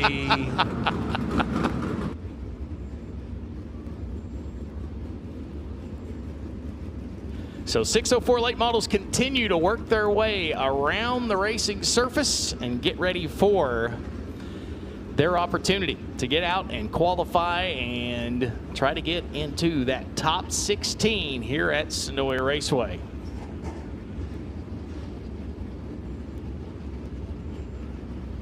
And Cody, did you say the one down in our control trailer is going to be your backup singer? No. It's going to be her, right? No. I don't think. Tiffany said she didn't want to sing, so. Ben Shelton. He's singing. You guys you let me down last night. You left early. I was hoping you guys were going to sing a duet, but tonight you're singing with Elvis. That's happening. Hey, man, some of us have 8 jobs, so my night was just getting started when the races ended last night, buddy. You guys carried the torch for us. Well, you can cut loose tonight. I'll buy some pork rinds. I'll eat the pork rinds while you guys sing. Oh. Yeah, we got to get Hank the Frenchie some pork rinds. He got neglected in front of us. Guys, this is like building a puzzle right now, trying to get these 604 cars sorted out to get them lined up for qualifying. Oh, there's no edge pieces either. They're all center pieces. That's the problem. To be honest, I'm half tempted to try to climb in this 2-seater down here in the infield. I got in a midget, you know, during the Chili Bowl, and now I'm tempted to try to climb into the 2-seater down here. Well, I'll tell you, if you will walk right over there to Clint Smith, he might actually put you in it. I might have to do some negotiating. Yeah. Huh? I mean, Bubba's out here directing traffic now. Yeah, Bubba is out Bubba's out here trying to get them lined up now. I understand that EHJ down there, who sponsors our hot pit, he's going to be bringing the Deathridge Opticians Choose Cone out as well. In on style. his head. Bubba Pollard does it all. I've seen Bubba on a skid steer. I've seen him lining cars up. He was making cheeseburgers earlier, and that is a hard-working man. He, and of course his wife Andrea, his dad Sonny, man, they have busted their tails all weekend, and I want to thank them and Chad Wallace, Clint Smith, Cat Daddy, everybody for just being fantastic hosts for us this weekend. Well, and to be honest, I don't think anybody planned for 60 604s to be having to be lined up. I'm going to tell you who qualifying. did not. I did not plan for 60. I can tell you that. So, but you know what? It's a big event. It's a beautiful weekend, and God help anybody else in the state of Georgia that was trying to race 604s this weekend, because I just don't know how many that you could have drawn. That, or everybody in the area might have took them off their schedule to help us. So. And in a couple of weeks, you'll have the Snowball Derby on Flow also, right? That's right. Kyle Busch is going to be out there racing. Bubba be down there racing in that. Bubba's going to be racing in that. Kyle Busch will be down there in a Flow Racing sponsored entry at that. And while that's happening, myself, Dustin Jarrett, and about 30,000 of our closest friends will be in the Dome in St. Louis for the Kubota Gateway Dirt Nationals. All that's going to be live on Flow Racing. And if you see that golf cart down there in the center of turns 3 and 4 that's doing donuts and going back and forth, I do believe that might be the Hall of Famer Clint Smith himself down there getting a grip and doing circles down there in turns 3 and 4. If you see that on your Flow Racing camera, he's been down there. I think he's working and trying to see how the bottom feels. What if you compare a golf cart to a late model? Don't know, maybe some fluid maybe right there. He's just checking to make sure it's not. So that's what it looked like. So he's done down there. I'd love it if he lined some 604s up. Come on, Cat. Well, I think he got to the back of the field and rushed the ones that were over here sitting in turns 3 and 4 to the front of the line. But this is just half the field. We got another half to Thanks go. for about to say. I appreciate that. Thanks, Tim. Appreciate that. We got another half. Earl, can you find the other half and get them lined up while we get this first half done? Find the other half of my sanity while you're down there. All right, we're getting them lined up. This is really a barn burner field, though. It really is a fantastic field of 604s. All right, they're getting the last of them in there. I believe in them. It's going to go fast once we get them to the infield.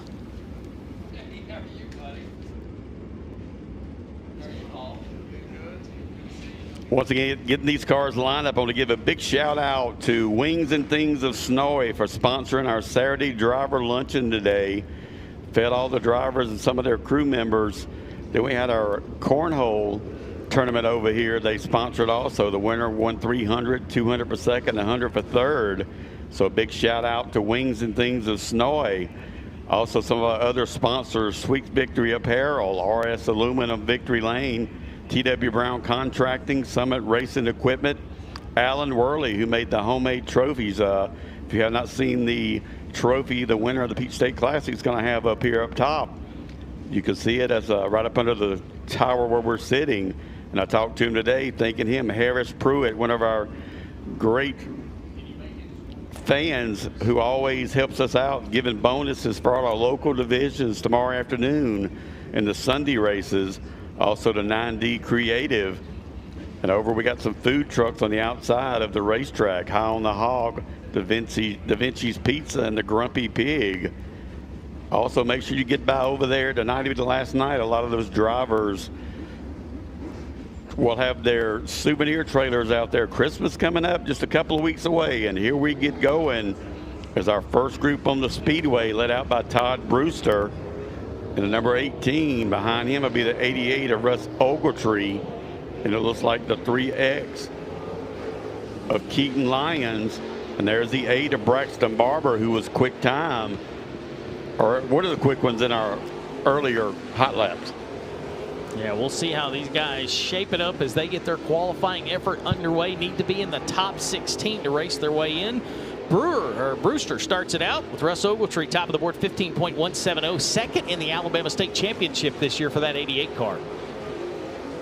He usually runs pretty good here, so I look at him as Braxton Barber, and at 8 goes to the top of the leaderboard at 15.04. They come back to checker Russ Ogletree, but let's see if Braxton can pick it up again and go to the top of the board. He does. And look at there, Cody. We got some of these 604s down in the 14-second brackets like our supers were.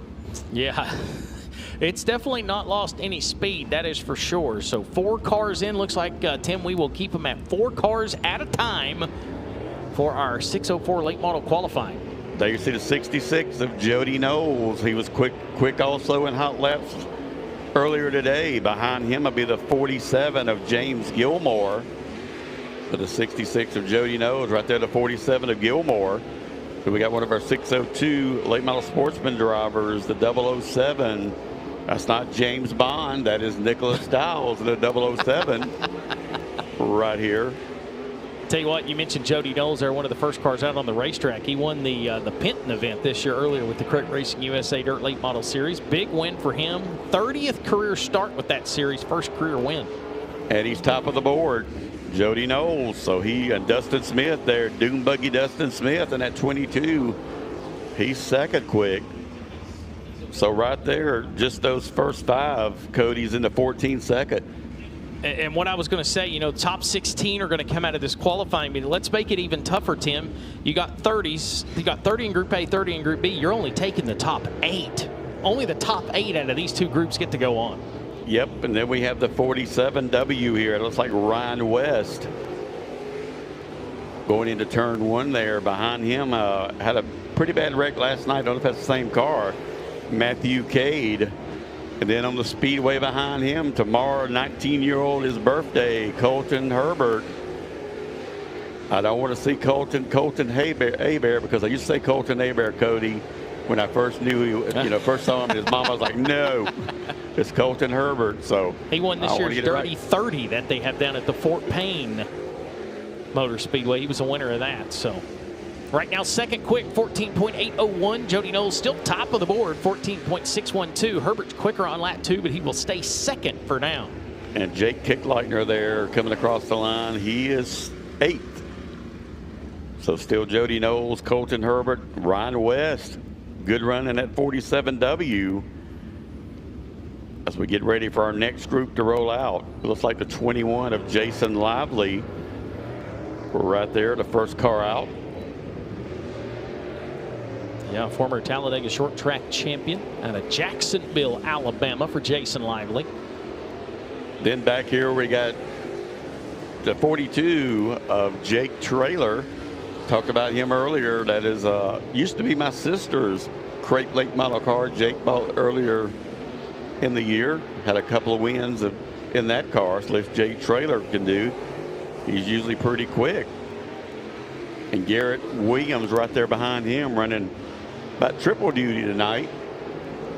Triple duty? Wait a minute. Oh, yeah, triple duty the weekend. What? The weekend, I'll take that back. There you see Lamar Haygood in one of the 17s. And still Jody Knowles, quick time with Colton Herbert, Ryan West, Jason Lively, and he's up to 4th with Dustin Smith 5th. Tim may have 200+ race cars here tomorrow for good luck, buddy. Only day. Good luck. That means y'all can't go home until 6 tomorrow. AM deal. That'll give you your wife being long enough to look for more houses another day. No, let's not play that game. I tell you what, Jody Knowles, how impressive was the 1 lap? Top of the board on 1 lap, 14.17, 617 for Jody Knowles. Right there, you see the J1 of Joshua Bishop.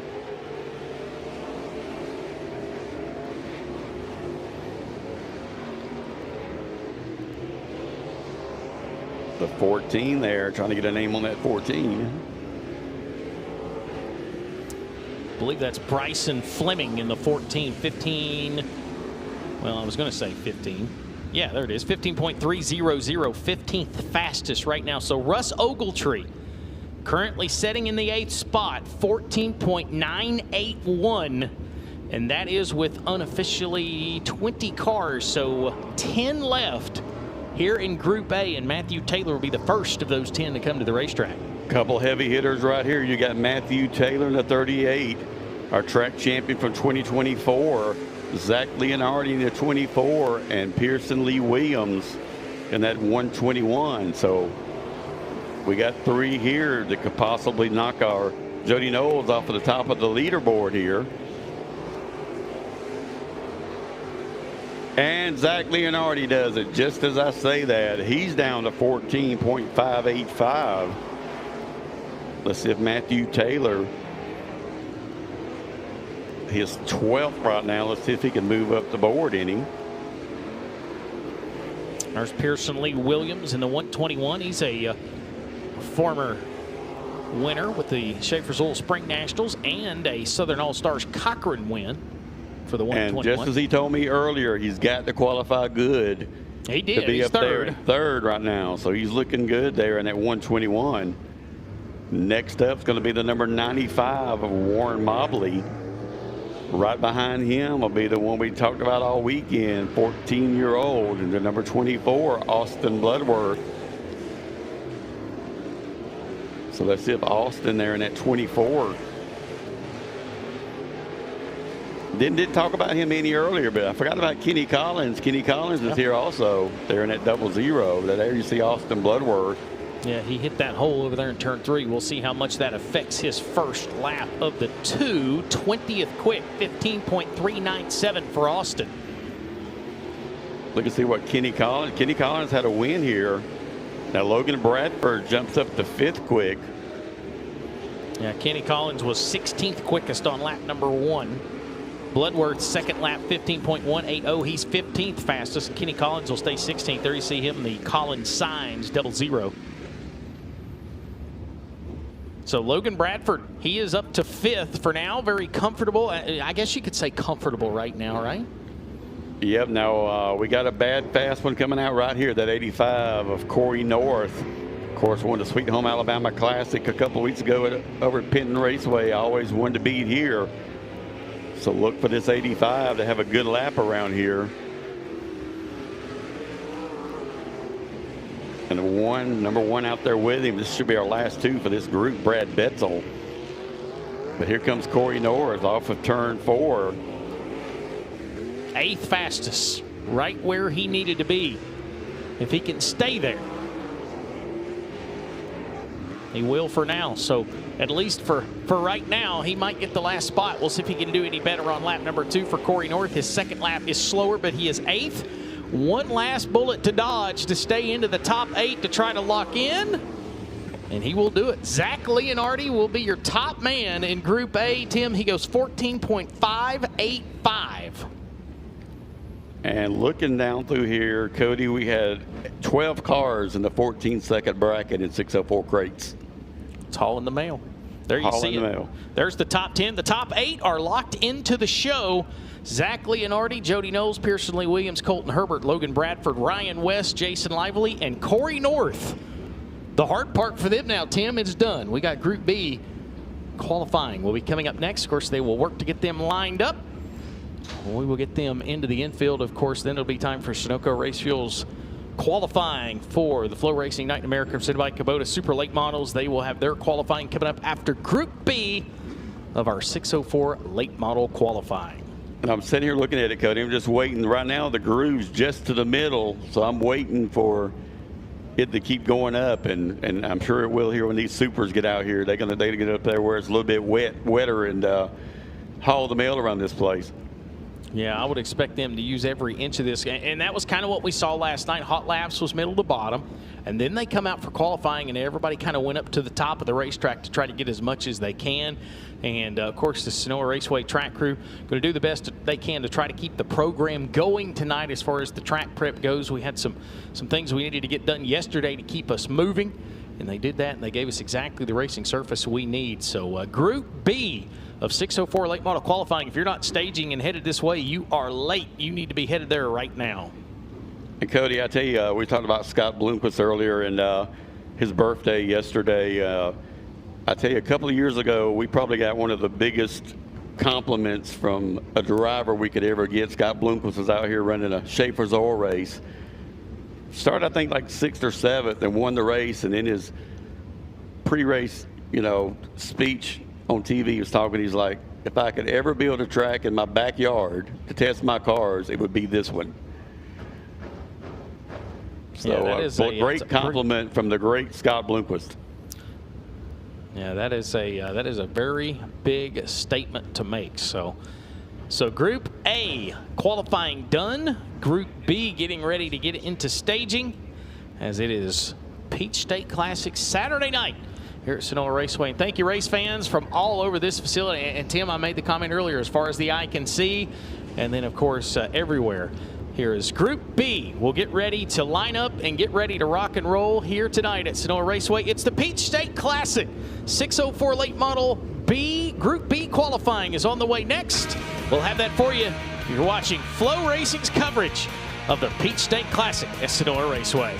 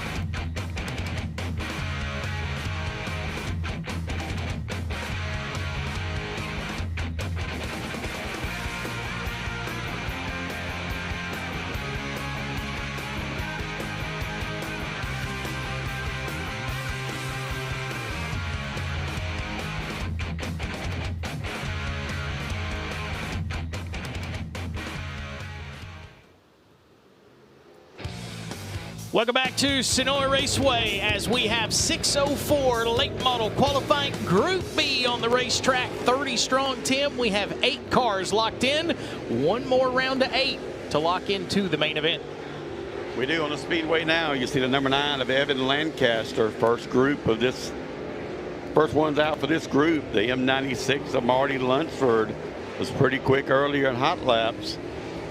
We're right here, white flag in the air.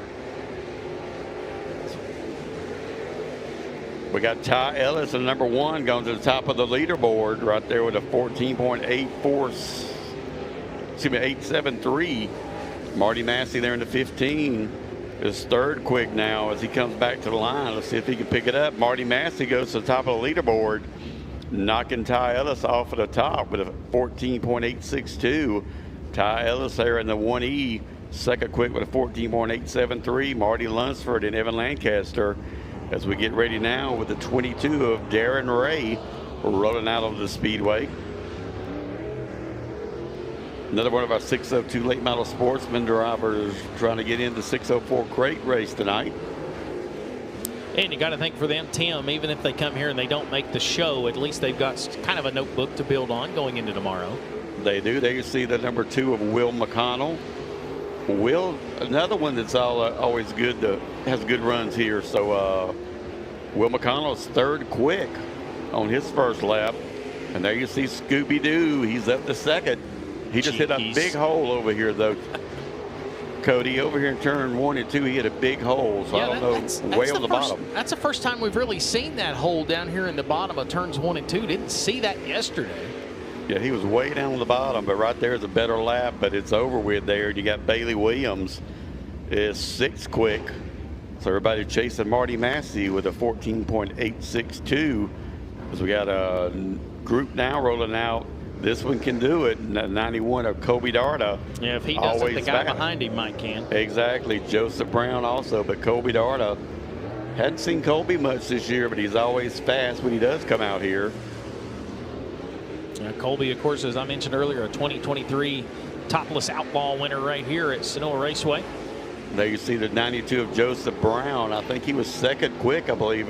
Cody, wasn't he, in hot laps? Yeah, indeed he was. We'll see what they do on lap 1. Colby Darda, 4th fastest. Joseph Brown hits the stripe. Top of the board, 14.480 for Joseph Brown.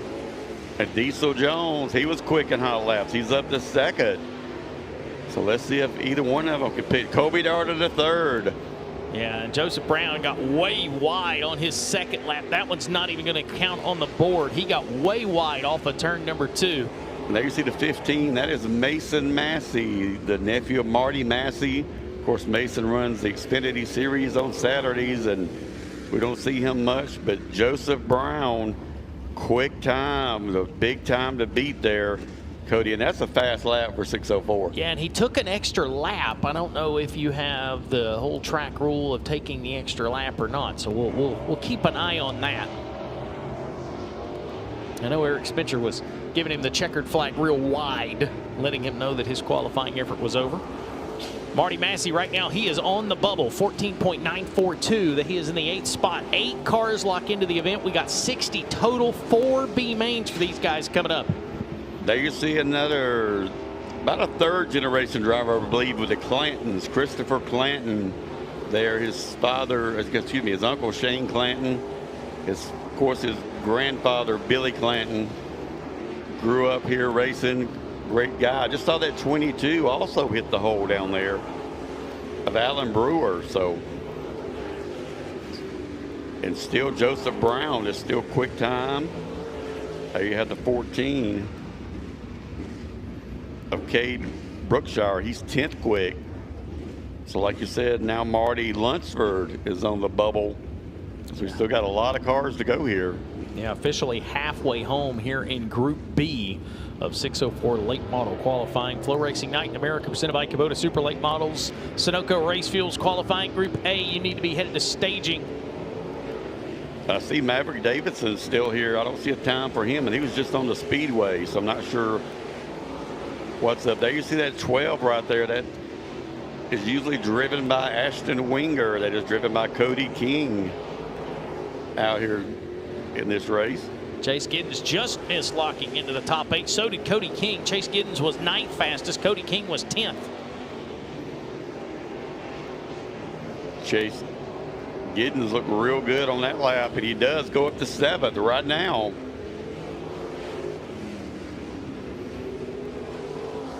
So Will McConnell's on the bubble in the 8th spot. Yeah, that'll knock Marty Massey back to 9th, Cody King to 10th, and Chase Giddens the only one out of that group of cars to make it in, as we'll have our next group of 4 to roll out onto the racetrack.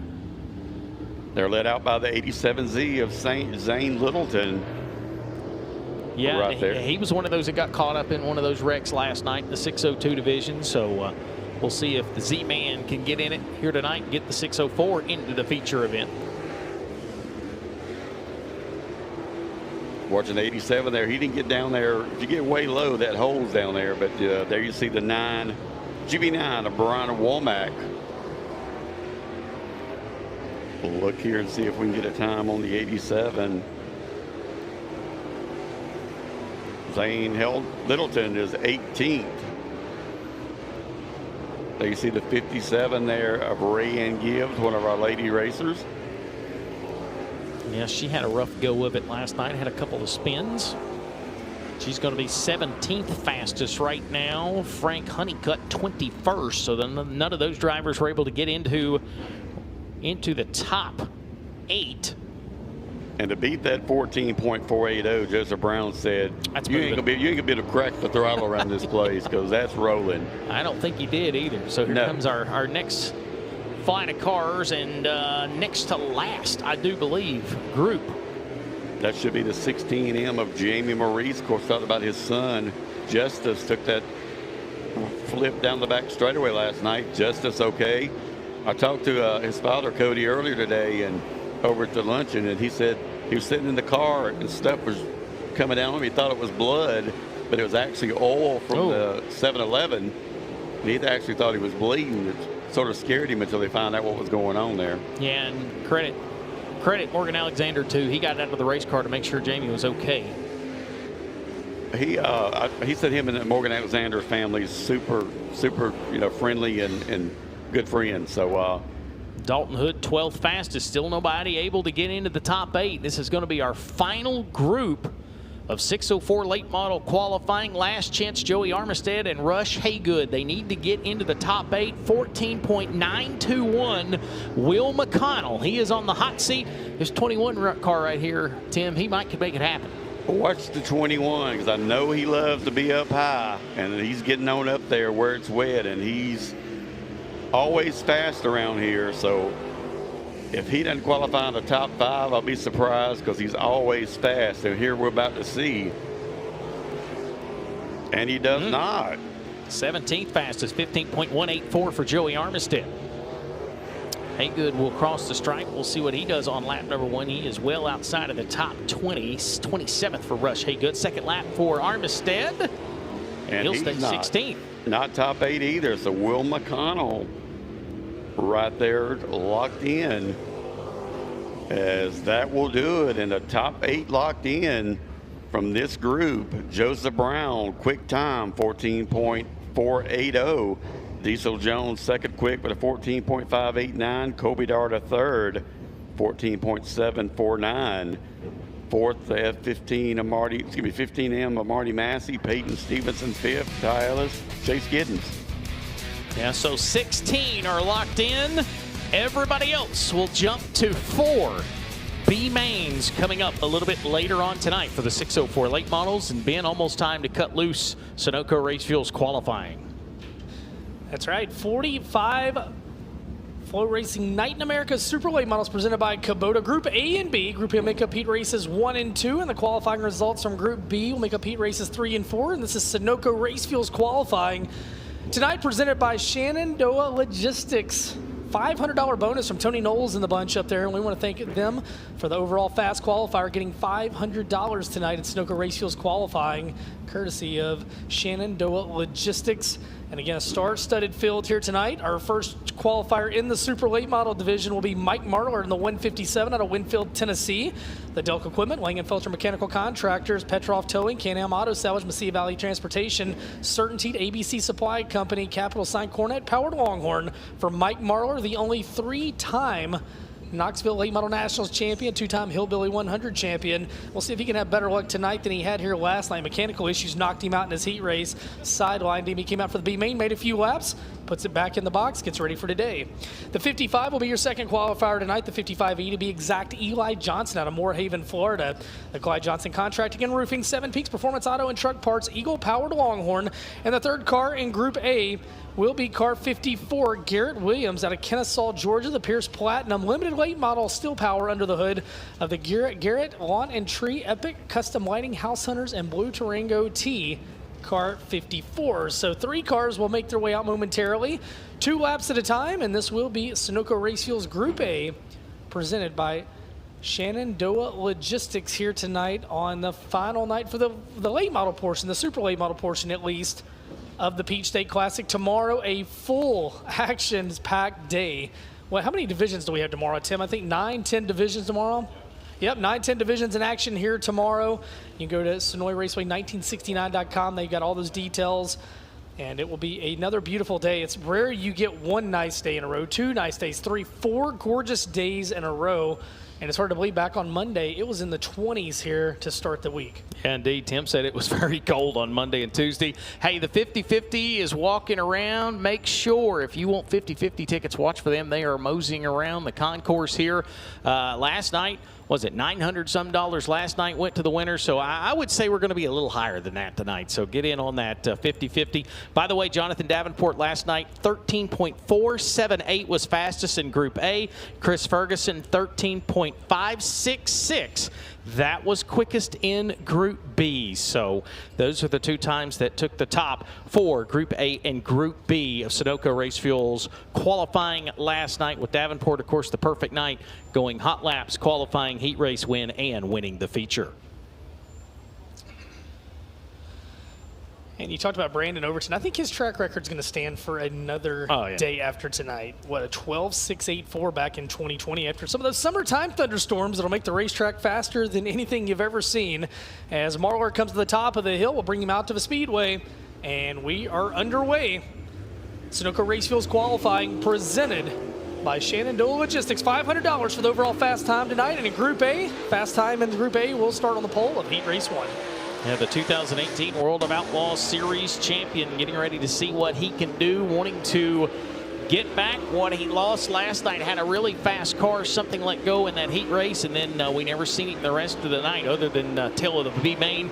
So we'll see what Mike Marlar can do on lap number 1, first lap for the 157, the Winfield Warrior. His first lap, he goes 13.978. He'll get Sunoco Race Fuels qualifying underway.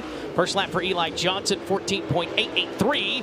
First lap across the stripe for Garrett Williams, 16.022. Second lap for Mike Marlar, faster, 13.796 for Mikey.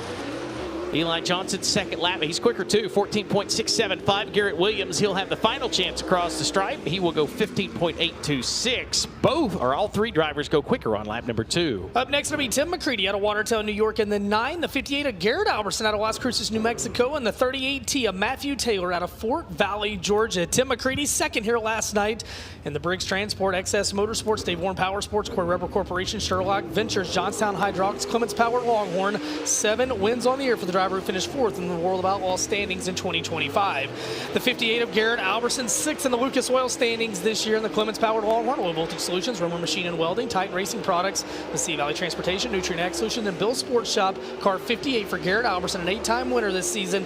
And the 38T of Matthew Taylor out of Fort Valley, Georgia. The Vic Hill Powered Rocket Chassis, Patrick Development Group, LeClade Construction, Nasworthy Mechanical, and TMT Utilities and Grading, all sponsors. First lap for Tim McCready, second quick, 14.128. 14.128. Garrett Albertson, 4th fastest, 15.074. Matthew Taylor, his first lap, 5th quick, 15.206.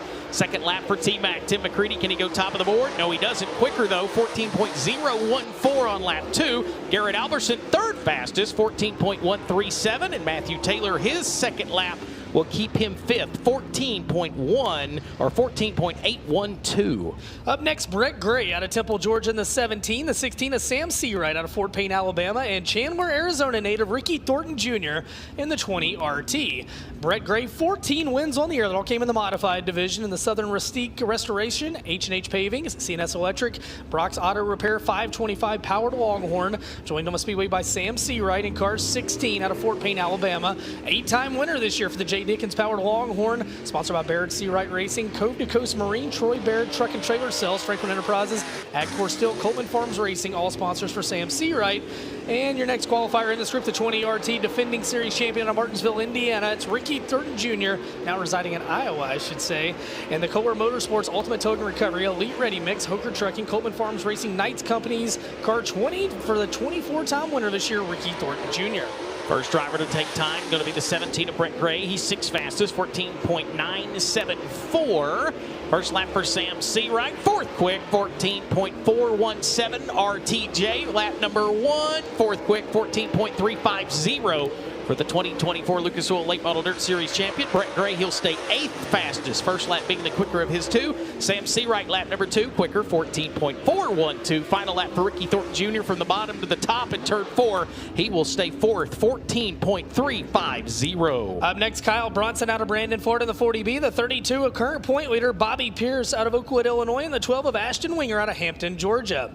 Kyle Bronson, the LTX Home Builders, Race Car Engineering, Boswell Oil, Michael Oil, Hauling and Demolition, Allgaier Performance, Atomic Music Group, Clements Powered Rocket Chassis. A 3-time winner this year is Kyle Bronson. The 32 of Bobby Pierce. He's a 30-time winner this year, now a 2-time World of Outlaws champion and current point leader for FloRacing Night in America. Low Voltage Solutions, Churchill Transport, Collins Brothers Towing, Rio Grande Waste Services, Mesilla Valley Transportation, Carnegie Towing, Vic Hill Powered Longhorn for Bobby Pierce. And joining him on the speedway, the 12 of Ashton Winger out of Hampton, Georgia. The Durham Powered Rocket Chassis, Jeff Matthews Racing, West Pro JCB, Capital Sports Construction, Recreational Vehicle Select, Kaiser Manufacturing, all sponsors for 6-time race winner this year, Ashton Winger. Kyle Bronson's going to be the first car to take time. Last night had a big charge in that feature. Unfortunately, that contact with Bobby Pierce ended that run. First lap for Kyle Bronson. He'll be sixth quick, 14.580. Bobby Pierce lap number one. Sixth quick, 14.471. And Ashton Winger first lap. Ashton goes fifth quick, 14.357. Second lap for Kyle Bronson, 14.452. Bobby Pierce back to sixth, 14.407. Final lap for Ashton Winger. We'll see if he can get into the top five. He does. Fifth fastest, 14.357 for Ashton Winger. Up next will be Michael Page out of Douglasville, Georgia in the 18X. The 888 of Dennis Hell out of LaGrange, Georgia, and Jason Lively, the Alabama racer, in the 21. Michael Page, J. Dickens Powered Rocket tonight. Last night, that mock chassis 2 damage continue. They're going to have to take it back to the jig. And the BSR Racing, Coleman Farms Racing, Level Excavation Utilities, ML Masonry, Cove to Coast Marine, 18. Michael Page, 3 wins this year. The 888 car of Dennis Hell out of LaGrange, Georgia. The Hell's Well Service, Dusty's Automotive, CSR Aluminum Rocket Chassis, and the 21 of Jason Lively. Jason coming to us out of Jacksonville, Alabama, the SCCS Solutions, Danny Weaver Electric, TA's Automotive Machine, D&G Roofing Contractor, Steering Buddy, Clements Powered Capital for Jason Lively. 1 win this year, and that came at Talladega in the 604 division. Michael Page, of course, one of those drivers, notable drivers we mentioned that did not make the show last night, trying to see if he can't get him a better start here tonight, number 2. First lap for Michael Page. He'll be 9th fastest, 14.534 for Michael Page. Dennis Hill's first lap, he goes 15.532. First lap for Lively, 14.565. 10th fastest for Jason Lively. Second lap for Michael Page. Can he do quicker on lap 2? He does not. He stays 9th at a 14.534. Dennis Hale's second lap, 14.677. And Jason Lively will stay 10th at a 14.565. Up next out of Bakersfield, California, it's Ethan Dotson in car 74X. He'll be joined by Salem, Alabama's Dalton Cook in the 44D and the 76 of Brandon Overton out of Evans, Georgia. Ethan Dotson, ASD Motorsports, B&K Grading and Paving, Jarrett Rifles, Penske, Kaufman Composites, VP Racing Fuels, Cart number 74X, 10th in this year's World of Outlaw standings and 2nd in the Rookie of the Year battle. The 44D of Dalton Cook, this year's Southern Thunder Late Model Series champion, the last year's Southern All-Star champion. The CRM Motors, New Point Lighting, TMT Utilities, Juice Man Speed, 3 Trade Consultants, Dirtworks Racing and Land Maintenance, Clements Powered Rocket for Dalton Cook with 3 wins on the year, and Brandon Overton in car 76. The Longhorn Factory, Clements Powered Briggs Fiber, Napa Auto Parts, Carnto Southern, Dude Wipes, Heartbeat Hot Sauce, Mesquite Valley Transportation, Bill Stein, Big Dog Stumpin' Tree Entry. 4 wins this year for Brandon Overton. Ethan Dotson, one of those hard chargers last night. First lap for him. He's going to be 9th fastest, 14.512. First lap for Dalton Cook. He goes to 9th, 14.456. First lap for Brandon Overton. 3rd fastest, 14.113. Second lap for Ethan Dotson. He goes to 5th quick, 14.179. Second time for Dalton Cook.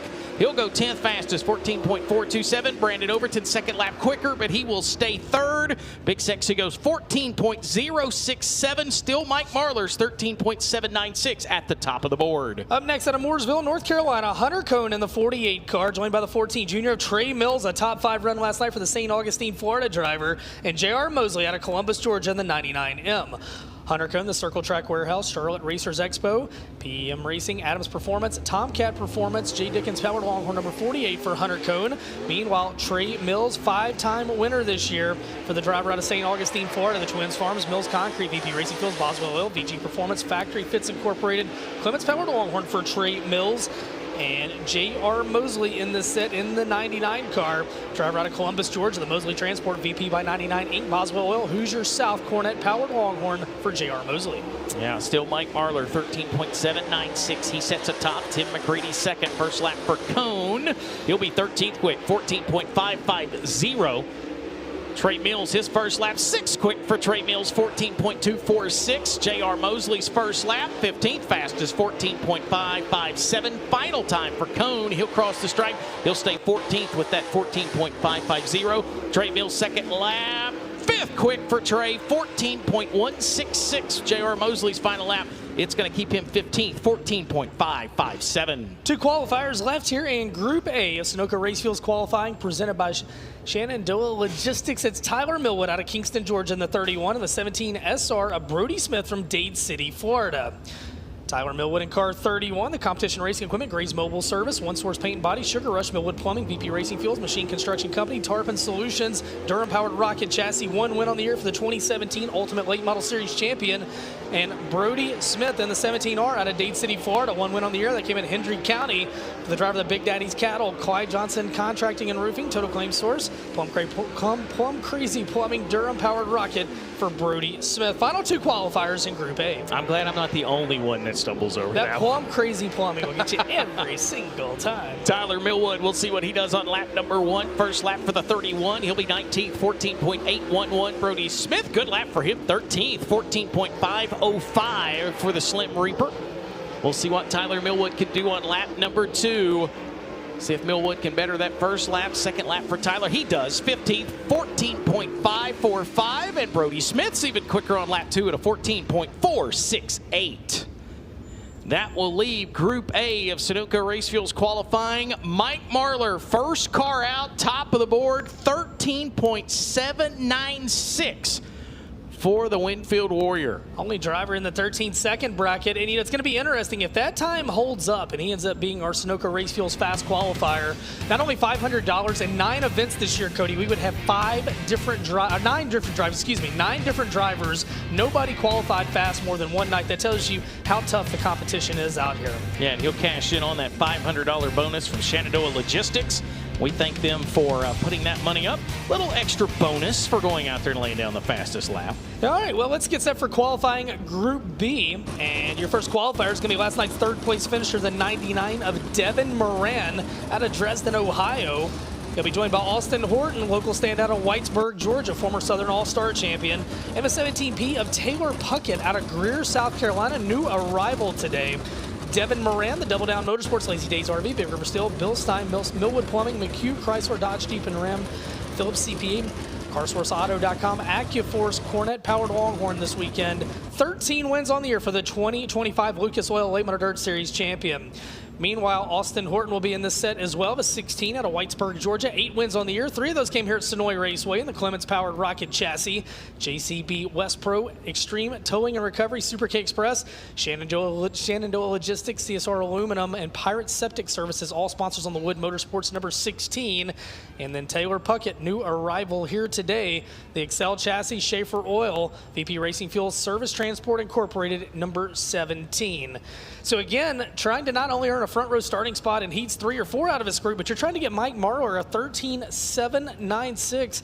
That is the time to beat overall. And not only do you get $500, I heard through the grapevine there might be a really special trophy going to tonight's Sunoco Race Fuels Fast Qualifier presented by Shenandoah Logistics. Yeah, another one of those amazingly beautiful trophies. And of course we had the main trophy. The winner who wins tonight's Peach State Classic was down here in front of the tower earlier for everybody to look at, and they actually had some of those trophies lined up as the fans were coming in down here at the front gate too. So you know, the check, the $30,000 is very important, Ben, but these drivers, they like those trophies too.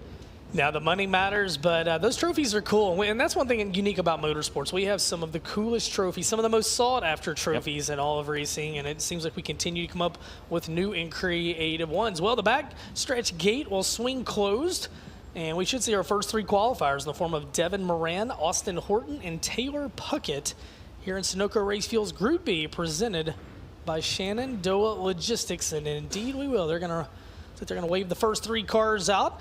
We'll have Group B. We'll talk to our fast qualifier. We'll take a quick break, and then we'll get ready for opening ceremonies and 4 super late model heats to get the night into high gear. Yeah, Devin was one of the drivers last night. You talked about the points money. He was one of the drivers that actually moved up in the point standings after night 1 here at Senoia. So we'll see what he can do as the mailman, this year's Lucas Oil Late Model Dirt Series champion. He will have the first time to see the green flag. Eric Spencer will have that in hand. And Group B of Sunoco Race Fuels qualifying officially underway here at the Peach State Classic. You talk about Devin, he's going to race 7 races. He's going to make you at least $3,000 to $4,000 out of the points fund. We don't have a minimum number of races you have to run, so guys that drop in, it's a nice little paycheck. First lap for Devin Moran, 14.495 on lap number 1. First lap for Austin Horton, second quick, 14.528. And Taylor Puckett, he'll go third, 14.757. Second time for Devin Moran. We'll see if he can improve on lap number 2. He does, 14.204, second lap for Devin. Austin Horton's second lap, he'll stay slower on lap 2. Second lap for Taylor Puckett's quicker, 14.625. So Devin Moran sets the pace in Group B with a 14.204. Up next, it'll be Shane Clanton out of Zebulon, Georgia in the 25, the 66K of Dylan Knowles out of Lynette, Alabama, the 49 of Jonathan Davenport out of Blairsville, Georgia. Shane Clanton, the Super K Express, M&S Concrete, Carolina Concrete Finishers, Freeman Plumbing, Base Fuels, Penske, Hoosier, Winterland Farms, Ernest Performance, Advanced Transportation, Clements Powered Capital Race Car, joined by the 66K car of Dylan Knowles out of Lynette, Alabama. 2 wins on the year for that driver. The Klein Logistics, Juice Man Speed, SK Motorsports, Sweet Victory Apparel, CP Hauling, LLC entry, and the number 49, last night's feature winner, Jonathan Davenport. 20 wins on the year. The Nutrient Ag Solutions, Bill Stein, ASC Warranties, Dynagrow Seed, Lucas Oil Products, Mark Martin Automotive Group, Midwest Sheet Metal, Mega Plumbing, the Carolinas, Clements Powered Longhorn. Dylan Knowles, top of the board, 14.109. Shane Clanton, third fastest. First lap for Davenport. Never mind what I said. 13.940 for Superman, top of the board in Group B. Second lap for Shane Clanton. He will go slower on lap number 2. Second lap for Dylan Knowles. He's quicker, 14.108 for Dylan Knowles. Jonathan Davenport even quicker on lap number 2, 13.933 for Superman. So Davenport the time to beat in Group B. Marlar still fastest overall. Up next, Hayden Cowan out of Rincon, Georgia in the 14. The 1 of Brandon Shepard out of New Berlin, Illinois. And the 388 of Jackson Heiss out of Ocala, Florida. Hayden Cowan, the supply chain management. Wise Forest Products, 780 Unlimited. Marco Construction Container 1, Clements Powered Longhorn. 1 win this year for Hayden Cowan. Brandon Shepard, the Rocket 1 Racing Durham Powered, Valvoline Performance Grading, Soyber Calf Wrenches, Ace Metalworks, Franklin Enterprises, Collins Brothers Towing, Gunners Honey, Performance Concrete, Styles Marine entries. 6 wins on the year for Sheppy.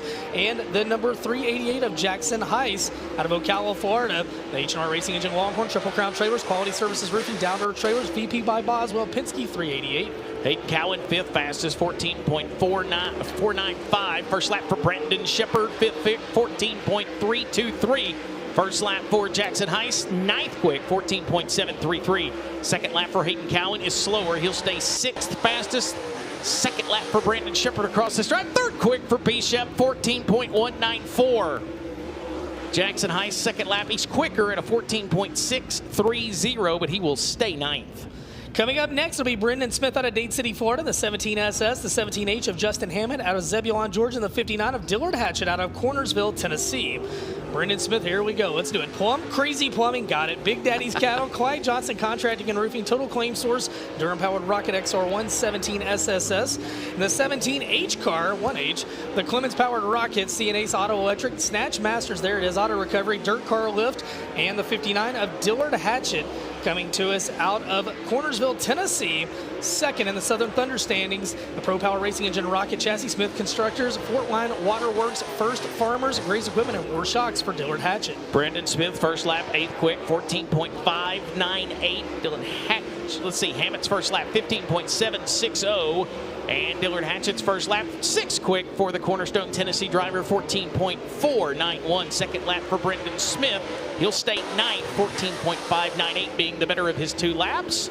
Hammett's second lap, quicker at a 15.448. Final time for Hatchett. He's slower on lap 2. He will stay 6th. Up next out of Mount Holly, North Carolina, it's Fergie time. Chris Ferguson, the 22, the 2 of Cody Overton out of Thompson, Georgia, and the Reaper, Ryan Gustin out of Marshalltown, Iowa, in the 19R. Chris Ferguson, the Spartan Transportation, Live Oak Aesthetic and Family Dentistry, Animal Care Clinic, Split, Schaefer Oil, Heckles Plumbing, Clements Powered Stinger, 1 win on the year for Chris Ferguson, joined by Cody Overton, a 6-time winner this year. Out of Thompson, Georgia, the SM2 Motorsports, Shaw Trucking, Budweiser, Big Dog Stump and Tree, Supply Chain Management, Morley, VP Boswell Oil, Triple Electric, and Convenient Lube, all sponsors for the Clements Powered Longhorn of Cody Overton. And joining him on the Speedway, the Reaper, Ryan Gustin, the Todd Cooney Motorsports, Allen Seamless Gutters, Hoker Trucking, Custom Fabrication, Carl Chevrolet, Performance Bodies, May Properties, all sponsors on the Vic Hill Powered Infinity for Ryan Gustin. 8 wins this year for the driver who was 3rd in the World of Outlaw Late Model Series standings this year. Yeah, Chris Ferguson, his first lap down in turns 3 and 4, he went way high. We'll see what he does right here when he clicks in on his first lap. First lap for Chris Ferguson. He'll be 8th fastest, 14.526. First lap for Cody Overton, 3rd quick, 14.112 for Little Sexy. Ryan Gustin, he's 4th fastest, 14.171. Second time for Chris Ferguson. He'll jump to 7th, 14.234. Final time for Cody Overton across the stripe. He'll stay 3rd.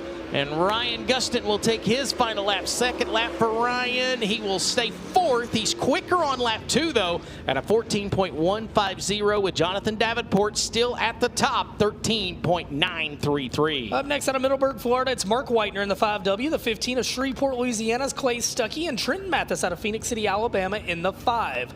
Mark Whitener, 13 wins on the year for the Magic Man, the Whitener's Tractor Service, Southeast Ship Repair, Jet Concrete Works, Ocala Restaurant Supply, Angry Elephant Tattoos and Piercing, Pro Power Racing Engine Longhorn, joined by Clay Stuckey. The Longhorn by Stuckey, Clements Power under the hood of the Lucas Oil, Advanced Powder Coating, Mooring Transport, AccuForce Pro Glow Fiber Tech, Laser Cutting, Sunoco, number 15 for the 2-time winner this year, Clay Stuckey. And should also have Trenton Mathis on the Speedway, and indeed we will, in the 5M out of Phoenix City, Alabama. The Sparks Construction, Modern Images, Victory Seats, Clements Powered Longhorn. 2-time winner this year is Trenton Mathis. First lap for the Magic Man, Mark Whitener, 9th fastest, 14.319 for Whitener. First lap for Clay Stuckey, 8th quick, 14.240. First lap for Trenton Mathis, he'll be 17th fastest, 14.905. Second lap for Mark Whitener into 6th spot, 14.198. Clay Stuckey's second lap, he will stay 9th fastest. Last chance for Trenton Mathis to improve on lap number 2, and he does not. 14.905 being the best of his 2 laps. He will stay 17th. 4 qualifiers left. We'll split them 2 by 2, I would imagine. It'll be Hudson O'Neill out of Martinsville, Indiana, the 71, and the 28 of Dennis Erb Jr. out of Carpentersville, Illinois. That'll be your next 2 qualifiers.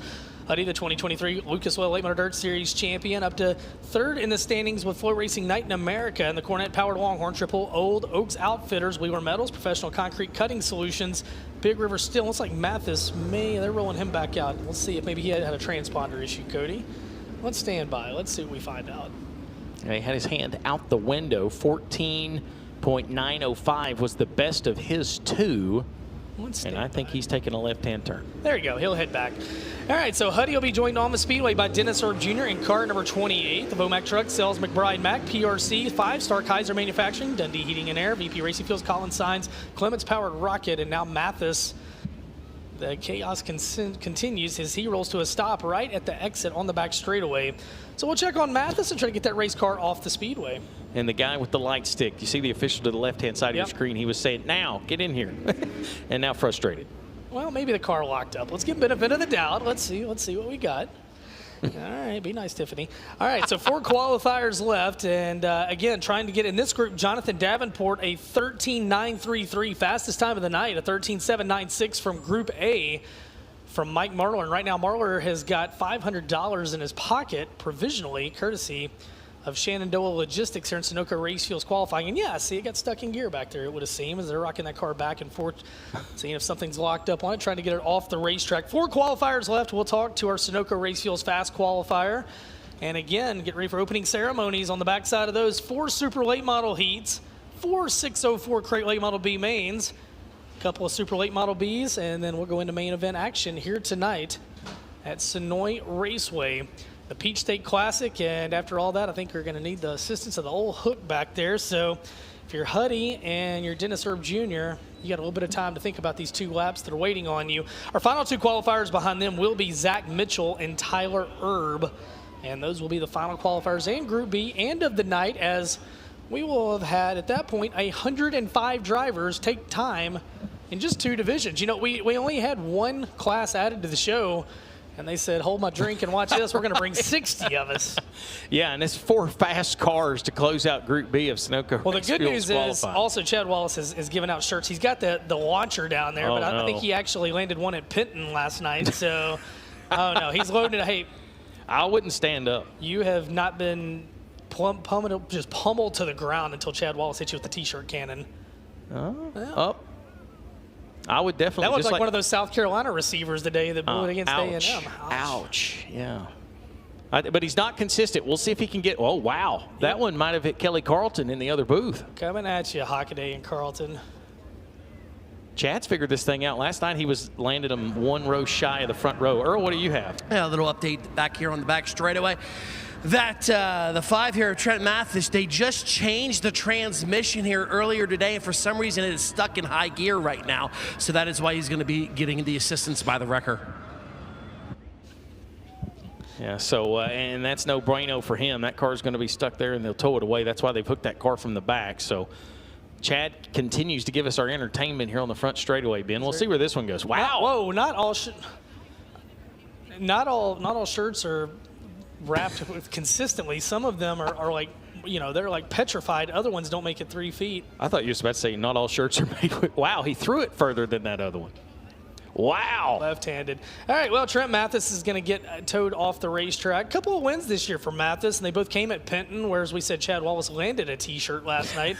He won in the 604 and the limited late model division over there. And, you know, Penton's one of those racetracks, Cody, that's come back from the dormant, and it's really cool to see that. And Godbees have done a great job over there. I mean, the only one that I know that has the big billboard right in the center of turns 3 and 4 too, which is pretty cool. No, I love it, and it's cool to see these racetracks. We see them closed; they don't reopen. Yes, I want to jump in here. Y'all talked about Brent Gray earlier with all those wins. He won so many over there at Penton. They had a $3,000 bounty. Yeah, bounty. Oh, 3,000. We should have sent Chad over there with a T-shirt cannon. He would have took him out. All right, so Hudson O'Neill on the clock. Dennis Erb Jr. on the clock. 2 more qualifiers to go after them here in Senoia Race Fuels qualifying, presented by Shenandoah Logistics. Yeah, Hudson O'Neill, we'll see what he does on lap number 1. 13.933 for Jonathan Davenport, top of the board. First lap for Hudson O'Neill.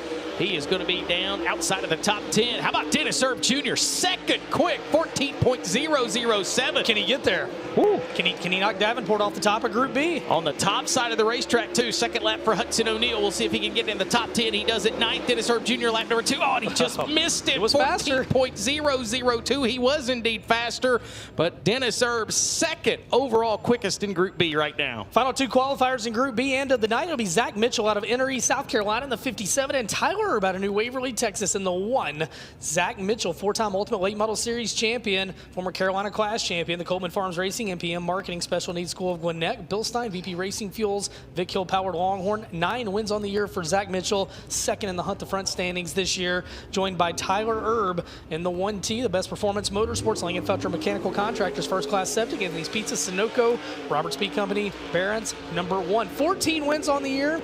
back-to-back National 100 wins, picked up another Gumbo Nationals win, and he loves Senoia Raceway. He would love to get his first Peach State Classic here tonight. Zach Mitchell, we'll see what he does on lap number 1.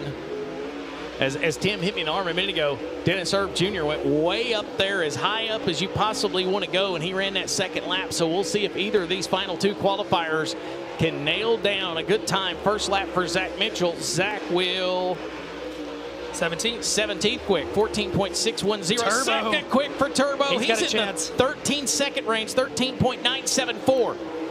Second lap for Zach Mitchell. We'll see if he can improve. Second lap for Zach. He will stay in the 18th spot. Second lap for Tyler Erb. Is it fast enough? No. Second lap is Good slower. lap, though. But 13.974. Tyler Erb falls just short of that top spot, and Jonathan Davenport will be fastest in Group B at a 13.933. Boy, there were some guys mashing right there. Well, Davenport fastest in Group B. Then it's Tyler Erb, Dennis Erb Jr. No relation. Tyler tries to tell you that's his dad. It's not. And then it's going to be Knowles Overton of the Cody variety, Ryan Gustin, Brandon Shepard, Mark Whitener, Devin Moran, and Hudson O'Neill. They round out the top 10, but your overall fast qualifier tonight, he's going to get $500. He's going to get a really cool trophy, $500 courtesy of Shenandoah Logistics, and he's going to get to talk to Earl Hoon, your Sunoco Race Fuels fast qualifier. Mike Marlar, down to you, Earl.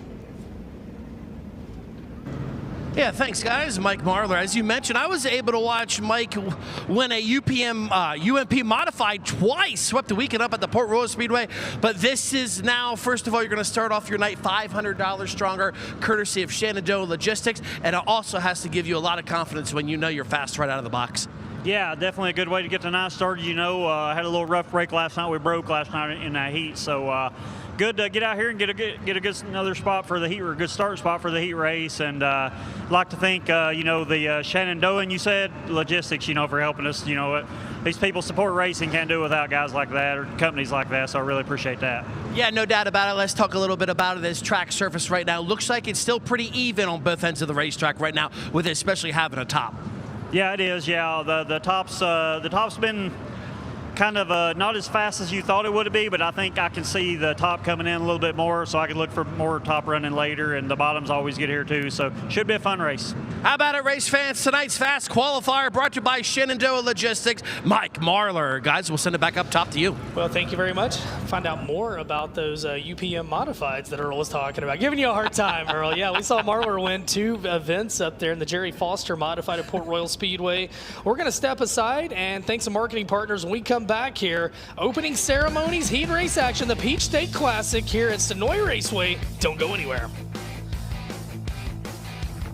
Willie's Carbon Dyno Shop has been setting the pace for over 40 years by manufacturing championship-winning high-performance carburetors, including the U.S. patent Super Bowl and revolutionary Twin Blade. The Super Bowl delivers instant throttle response, eliminates fuel foaming, and keeps jets perfectly fed, built for gas, methanol, or E85 in both 2-barrel or 4-barrel designs. And the Twin Blade, the most innovative carburetor of our time, tuned for maximum output while protecting your engine. Visit online at williescarbs.com. Willie's Carbon Dyno Shop. Run one or follow one.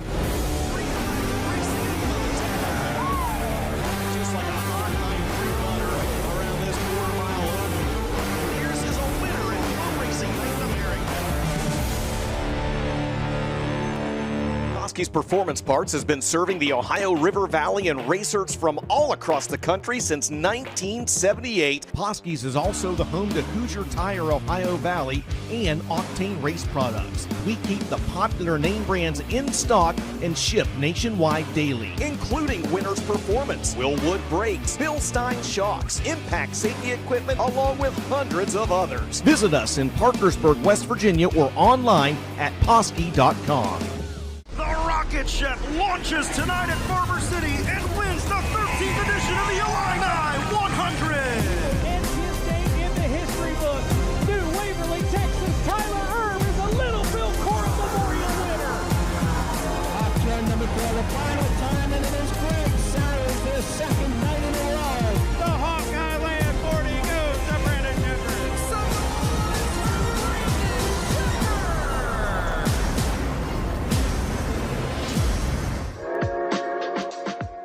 I have terrible vision. I got hooked up with Death Ridge, and being able to see when you're racing is pretty important. Glare is somewhat of a big deal, and with these, there's really no glare at all. They just fit really well. They don't go over your ear, they just go straight around your head. Full believer in them. I feel like they help a lot compared to what I'm used to. I have nothing but good to say about them.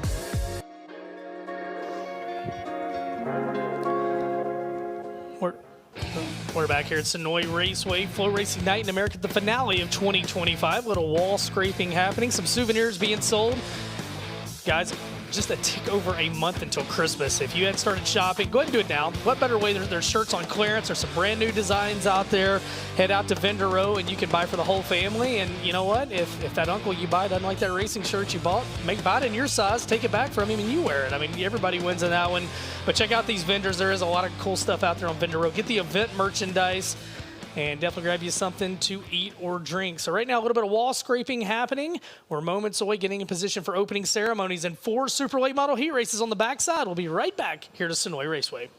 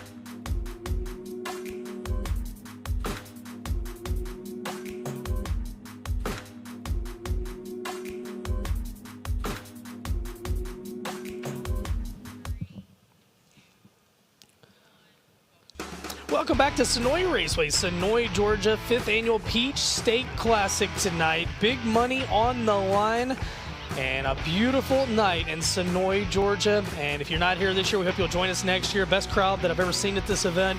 Camping sold out this year.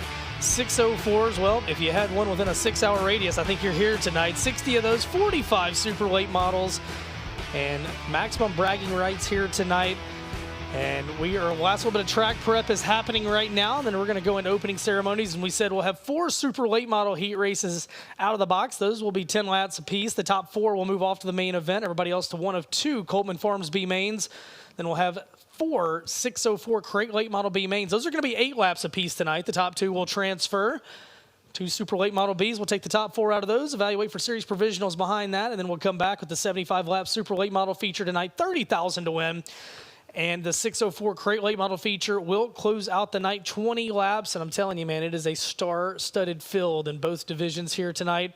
And Tim, tomorrow, big day of racing. It's a day for the locals to shine. But hey, we've already established there's a lot of invaders here in every division. I expect the same is going to be in your local classes. What can fans, if they're still going to be in the area tomorrow, expect out of the show here? Oh, it should be real good, like you said. We'll have a lot of cars tomorrow. Of course, we have our hot shots, mini stock, bombers, hobbies. 602 Chargers racing again, 602 late model Sportsman racing, limited late model, open wheel modified. So we got a lot of racing going on tomorrow, and a lot of those cars are here, been here all weekend. That they haven't raced, but they're still here, hanging out with everybody. Tim, I didn't get to make it out this afternoon to the party this afternoon, but it was a big time out there. We're going to touch on that in just a little bit. Right now, though, sir, I am going to turn it over to you. It is now time for tonight's opening ceremonies. Thank you, Ben. Before we get started here, I want to say this week on, I believe it was Tuesday, was Veterans Day. If we have any veterans in the stands, please stand, or anybody still serving in the military, will you please stand for us? Please give it up for all these guys. Thank you for what you've done and what you're still doing down there. We appreciate everything that you've done. My son, Michael, not here tonight, was 6 years in the Army, so I know how it was for all of y'all with us and the family here. As we get ready to get underway here of a night 2 of the Peach State Classic, before we get underway, I need to get everyone to please stand as you can as we get ready for our opening ceremonies. Guys, please remove your hat please remove your hats. I'm going to turn it over now to David Privet. Thank you. If you please bow your heads, please. Dear Heavenly Father, Lord, we thank you for this beautiful day. Lord, we thank you for all the many blessings you've given each and every one of us. Lord, we just ask you to be with us tonight. Give us a good, safe evening and a beautiful trip and a safe trip home. Thank you, Lord, for your blessings. In Jesus' name, we ask all these things. Amen. Please remain standing as we get ready for our national anthem, sung tonight like every week by our peanut man down here selling those peanuts, Mr. David Privet. Excuse me, Mr. Jason Hollis. Oh, say, can you see by the dawn's early light what so proudly we hailed at the twilight's last gleaming, whose broad stripes and bright stars through the perilous fight o'er the ramparts we watched were so gallantly streaming, and the rocket's red glare, the bombs bursting in air, gave proof through the night that our flag was still there. Oh, say does that star-spangled banner yet wave o'er the land of the free and the home of the brave?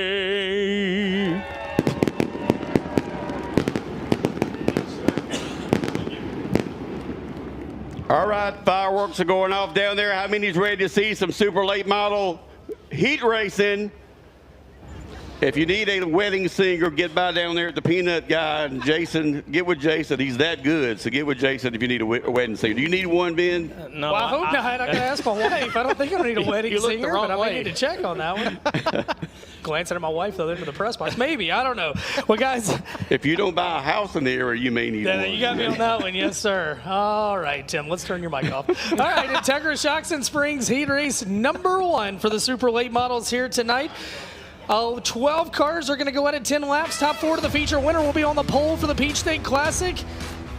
Cody, who's on the front row for this one? Front row should be a good one. The 157 of Mike Marler out of Winfield, Tennessee. To his outside, Evans George's Brandon Overton in the 76. Road number 2, Trey Mills out of St. Augustine, Florida. A great run last night for the 14 junior. To his outside, defending series champion Ricky Thornton Jr. out of Chandler, Arizona in the 20 RT. Inside row 3, the points leader coming into tonight out of Oakwood, Illinois. The 32, the smooth operator Bobby Pierce. And to his outside out of Salem, Alabama, the 44D. That's Juicy Dalton Cook. Road number 4, Brody Smith out of Dade City, Florida, the 17 SR, and the 31 of Tyler Millwood, former Ultimate Late Model champion out of Kingston, Georgia. Row 5 is the 99 of J.R. Mosley of Columbus, Georgia, and to his outside out of Clewiston, Florida, the 55 of Eli Johnson. And your final 2 starters are going to look like this. Matthew Taylor out of Fort Valley, Georgia, in the 38, and the 54 of Garrett Williams out of Kennesaw, Georgia. 10 laps the distance, top 4 off to the feature. Winner will start on the pole here tonight, and we'll get a word with Earl when that one's said and done. Well, Earl, you've watched over 100 cars qualify here tonight. You watched the racetrack change. You watched them also go out, scrape the walls, roll it in a little bit. From your perspective, what do you notice as we get set for the first of 4 super late model heats? Yeah, and I was watching Earl move his hands down there a moment ago. I don't think he heard you lean into him. He was preaching down there to somebody. That does not surprise me. All right, well, we'll get back to EHJ in a little bit. But yeah, you see high atop. Man, what a cool shot. The drone shots, beautiful shots here at the facility. And look at that pit area. I mean, all the way literally from the middle of the front straightaway all the way to the outside of turn number 2.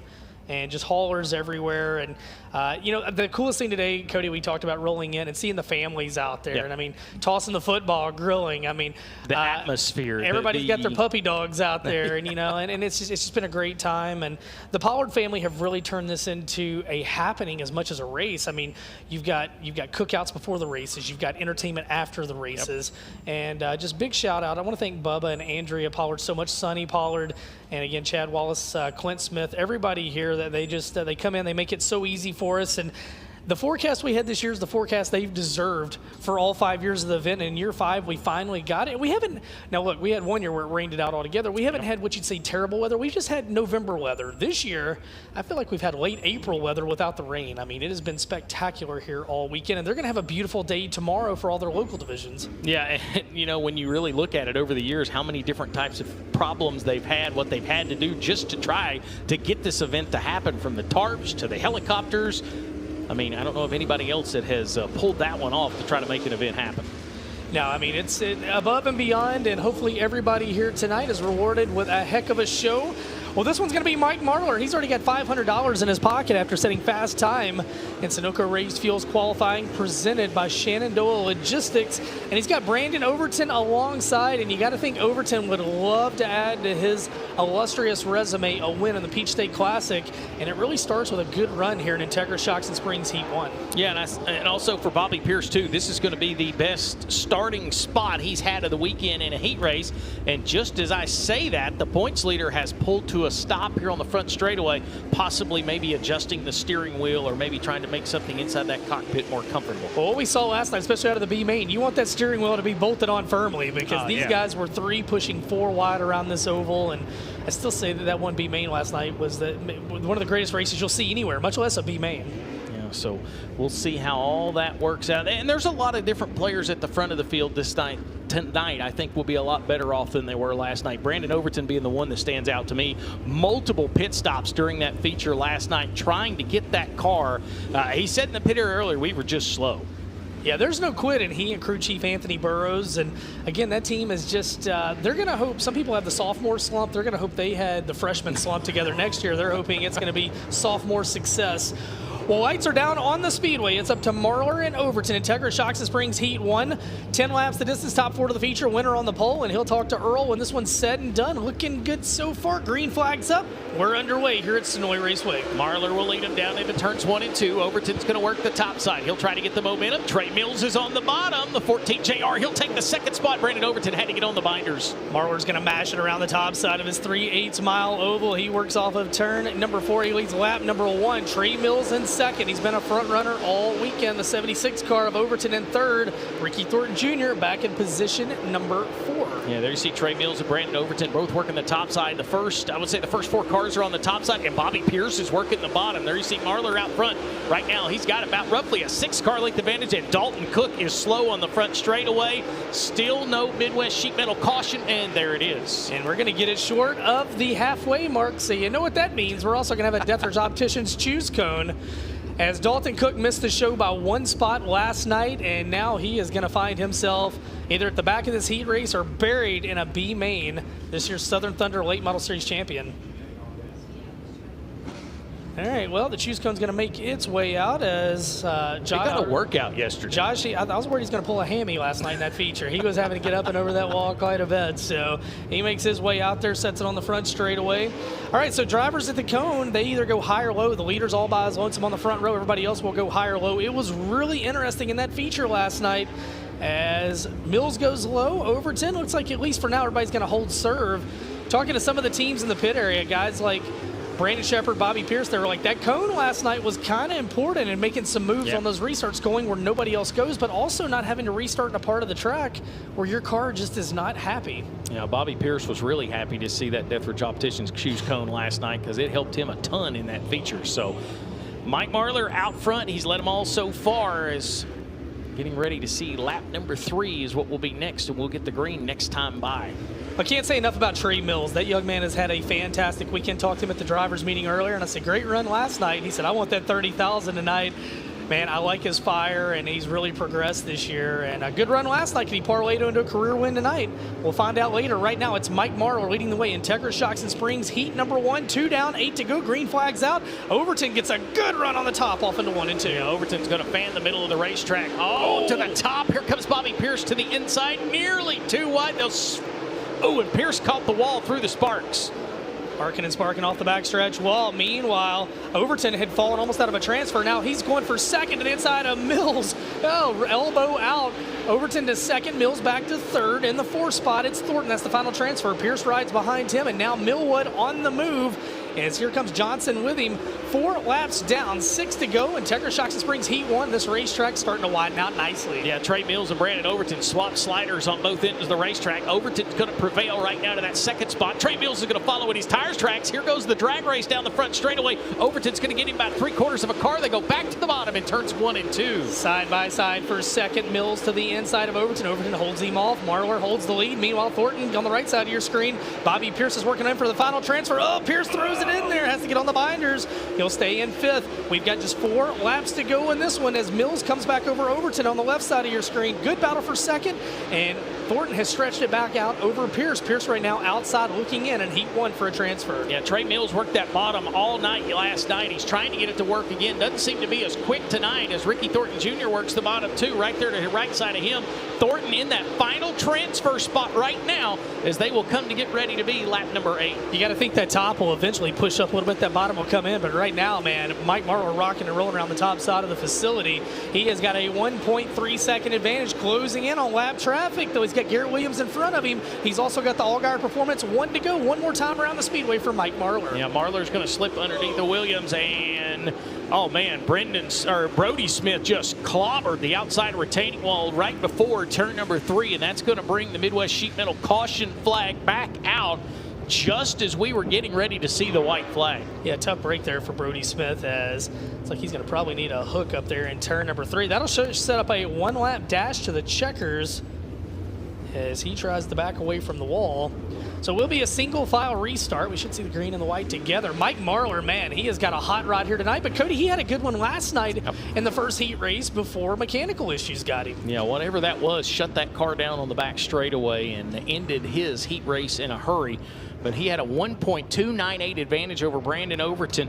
And what this will do now is put Bobby Pierce right back in a position to try to get past Ricky Thornton Jr., as we might have an MD3 instant replay. So we'll see what might have happened to Brody Smith. All right, so we'll take a look as we'll roll it back and see what happened to the Florida driver. Up right portion of your screen, and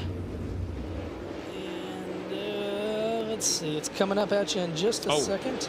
Oh, he just ran out of racetrack back there battling with Millwood, it looked like. And yeah, it was outside the top side. It was actually the bottom left as Brody, man, hard contact there.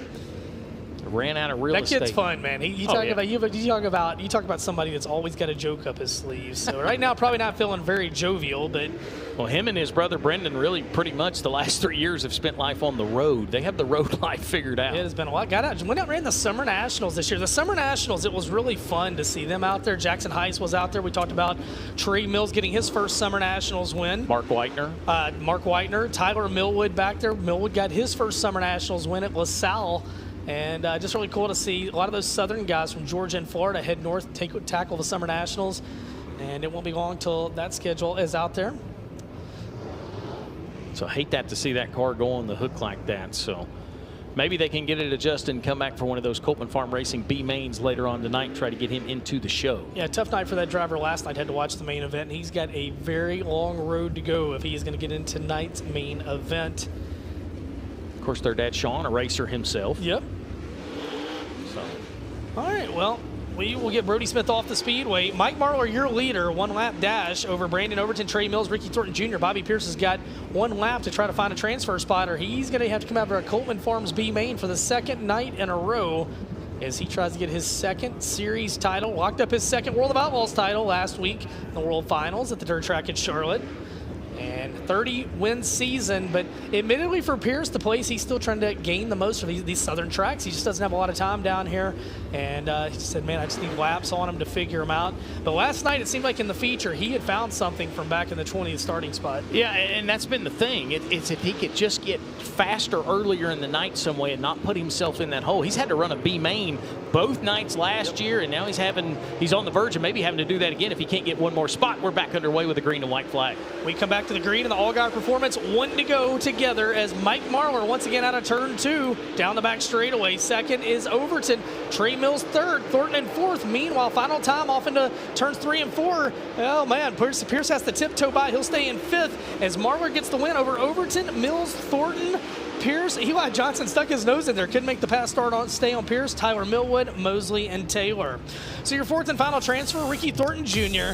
coming to us, the Chandler, Arizona driver. He takes the fourth and final transfer. Then is Trey Mills out of St. Augustine, Florida, the 14 juniors. Second to Evans, Georgia's Brandon Overton, the 76. And your winner in the 157 out of Winfield, Tennessee, it's Mike Marlar, the Delco Equipment, Langenfelter Mechanical Contractors, Can-Am Auto, Salvage, Massey Valley Transportation, Certainty, Petrov Towing, VP Racing Fuels, Midwest Sheet Metal, Capital Sign, ABC Supply Company, 157, and he slides down to get a word with Earl. How about it, Mike Marlar? Fastest overall during Shenandoah Logistics qualifying. Got that great start, pole position, was able to win this heat race wire to wire. And Mike, tell me, as long as you've been doing this, and you know what's at stake here when you're starting on the pole here on heat race number 1, do you ever get nervous at all? Well, you definitely don't want to mess up, so no, it's, everybody's very good at this stuff, and, you got to put together a perfect night and make all the right moves. So luckily, I've got, some of the best equipment you can get with Ronnie Delk and Mark Langenfelder and Royal Jones and Craig Lindsay and Ed Petroff and Cornet Engines and Longhorn Dynamics. Just everybody's making this thing come together. I know I'm forgetting some people here, but just you got to have good stuff and you got to do everything right. How about it, guys? Mike Marlar, winner of heat race number 1, batting 1,000 so far. Mike Marlar, the East Tennessee driver, gets it done in Integra Shocks and Springs Heat 1. It's time for K1 Race Gears Heat 2.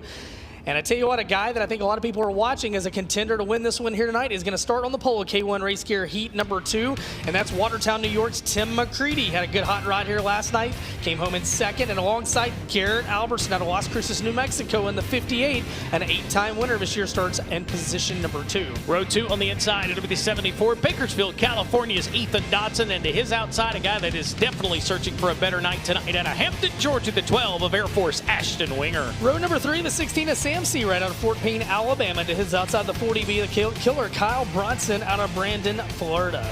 Row 4 on the inside, the 18X, it'll be Douglasville, Georgia's Michael Page, and Hunter Cohn out of Mooresville, North Carolina. The 48 starts to his outside. Final 3 starters will look like this. Inside of row 5, it's Jason Lively, the Alabama racer, in the 21, and Dennis Hell out of LaGrange, Georgia, in the 888. In the back row will be the 17 of Brett Gray out of Temple, Georgia. 11 cars, 10 laps. Top 4 to the feature. Winner of this one will start 3rd here tonight. McCready started 2nd last night, came home in 2nd. He was a contender for the lead throughout the event. Trying to get the win in this one to start 3rd, but I tell you what, Garrett Albertson, good race car. Ethan Dotson, another driver, Cody, that came from deep in the pack last night to have a good finish. Yeah, he picked up 9 spots from 18th to 9th, and I tell you what, that 2nd row, keep an eye on both of those guys. You want to talk about throttle smashers. They're 2 of the fastest in Ashton Winger and Ethan Dotson in row number 2, and we'll see if both of them can possibly transfer their way into the main event here in what is K1 Race Gear Heat Race number 2 for the FloRacing Night in America, presented by Kubota Super Late Models. Yeah, and you know, in Ashton Winger, you talked about him. He scratched the night after his heat last night, so he's looking for redemption here tonight. He knows how to get around Senoia Raceway, a feature winner here this year. That could make him very fun to watch with a chip on his shoulder. What could go wrong? What could go wrong? All right, K1 Race Gear Heat 2, top 4 to the feature, 10 laps the distance. It's McCready and Albertson on the front row. Green lights up, we're underway. McCready drag race with Albertson down into turns 1 and 2. McCready on the bottom. Garrett Albertson will work the top side. McCready will make the bottom prevail for now, not for long. Here comes Garrett Albertson. He'll take the inside route. He'll take the lead in turns 3 and 4. Here comes Ashton Winger, door to door with McCready. Yeah, man, Winger had to get on the binders. He had a big run. Didn't get to the side of McCready there. Lap 1 to Albertson. McCready 2nd. Dotson 3rd up the hill right in front of Winger. Winger turns back down the hill. This one's going to be a fun one. You feel it coming as Winger throws the slider on Dotson. Dotson turns back down the hill, and here comes Seawright joining the party. I was going to say, here comes Seawright, here comes Kyle Bronson just to the right side of your screen. There you see the top 4 cars on your screen. They are in the transfer spots for now. Ethan Dotson has the last one, but Sam Seawright's lurking on the bottom in that 5th spot. Garrett Albertson leads the way. 3 down, 7 to go. 9/10 of a second the lead for Albertson over McCready. McCready's got his hands full back there as Ashton Winger closes in on him. Dotson firmly in 4th. Slider engaged for 2nd. Winger up the hill. McCready turns back down it. Drag race to the line. Ashton Winger to 2nd. Ashton Winger will take the 2nd spot. He's running that line. We see him do so much here. He dives in low, fades out to the top side, gets the run. We'll see if he can run down Garrett Albertson as they hit what about to be the halfway point here in K1 Race Gear Heat Race number 2. Meanwhile, Bronson and Seawright throwing haymakers back there for the 5th spot. That's the first non-transfer, but they don't care. They're trying to get to Dotson. You see that on the right side of your screen. Ethan Dotson in the final transfer spot. Out front, it's Albertson over the 12 car of Winger. Back in 3rd, McCready. 4th continues to be Dotson. Just 4 laps to go, and it seems like Winger's just trying to creep up a little bit on Albertson. And as I say that, Albertson gets a much better run off of turn 1 and 2. These guys are running an interesting groove right now. It seems like they're really searching, and it's going to be interesting what the winner of this one says to Earl about how the racetrack is changing right now, because it seems like in 3 and 4, nobody's very comfortable. You know, it seems like everybody's trying to find something, and a lot of that might have to do with the character that's building up over the entrance of turn 3. Garrett Albertson, though, will cross the stripe. 8 laps complete here in this 2nd heat race with Air Force Ashton Winger trying to run him down. 0.866 last time by. All-guy performance, 1 to go off turn number 4. As Ashton Winger slides up the hill, Albertson stretches it out.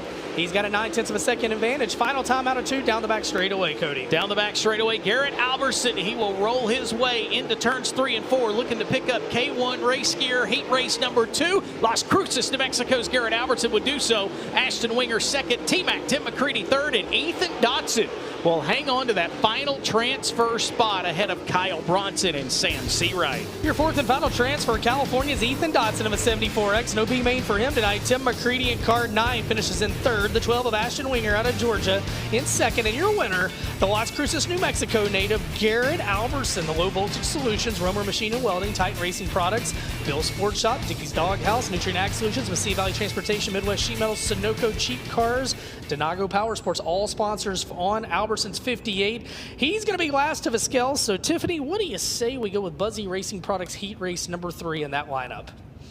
And it's going to be last night's feature winner on the pole, Cody, at Jonathan Davenport out of Blairsville, Georgia. And to his outside, Dennis Erb Jr., who had a ton of speed in qualifying tonight out of Carpentersville, Illinois. Yeah, row 2 out of Thomas, Georgia will be the 2 of Little Sexy Cody Overton. To his outside out of New Berlin, Illinois, the 1 of Brandon Shepard. Row 3 will be Devin Moran out of Dresden, Ohio in the 99, and Chris Ferguson, the 22 from Mount Holly, North Carolina. A pair of Georgia drivers make up row 4, the 25 of the Georgia Bulldogs, Zebulon, Georgia's Shane Clanton, and to his outside out of Savannah, Georgia, the 14 of Hayden Cowan. Moving back to row 5, it's Brendan Smith trying to redeem from his brother's bad luck earlier. He's out of Dade City, Florida, the 17 SS.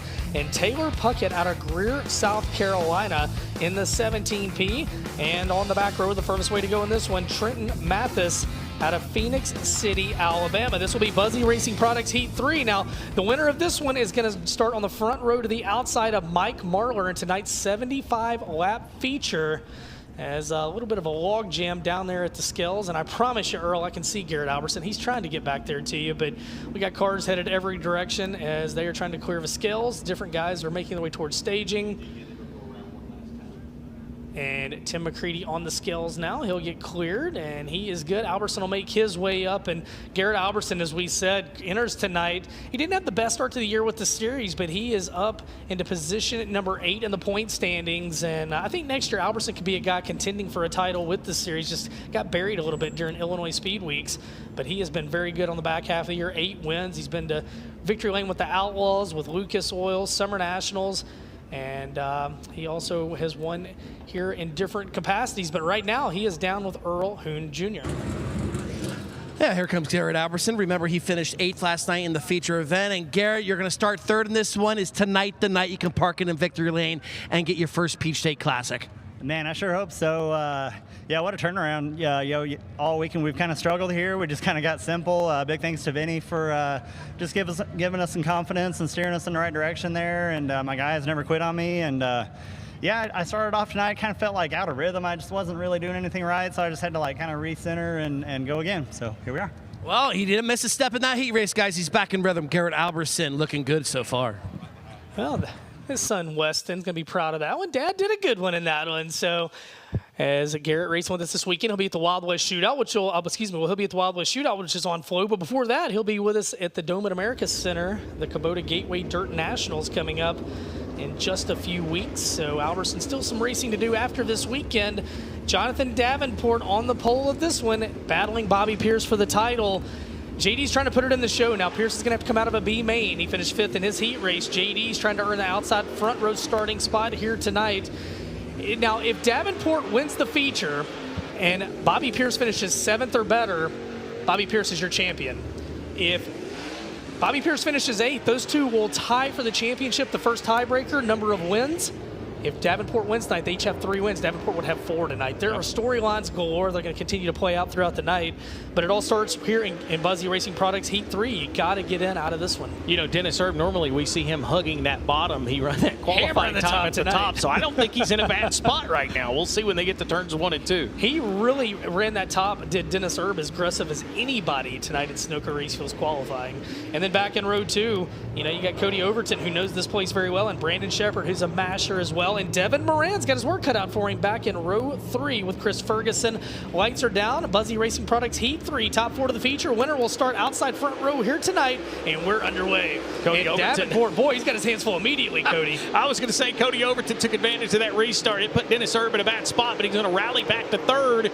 Inside goes the 28, right to the bottom for Dennis Erb. Lap number 1, give it back to Superman. He leads the first one. And Devin Moran is marching on the low side. Man, here, he's bringing Ferguson with him. If you were in row 3 of this one, you're coming with fire and brimstone in this one right now. Is Ferguson from 6th up to 3rd, and he goes around Dennis Erb. Meanwhile, Devin Moran's going to go to work on Dennis Erb.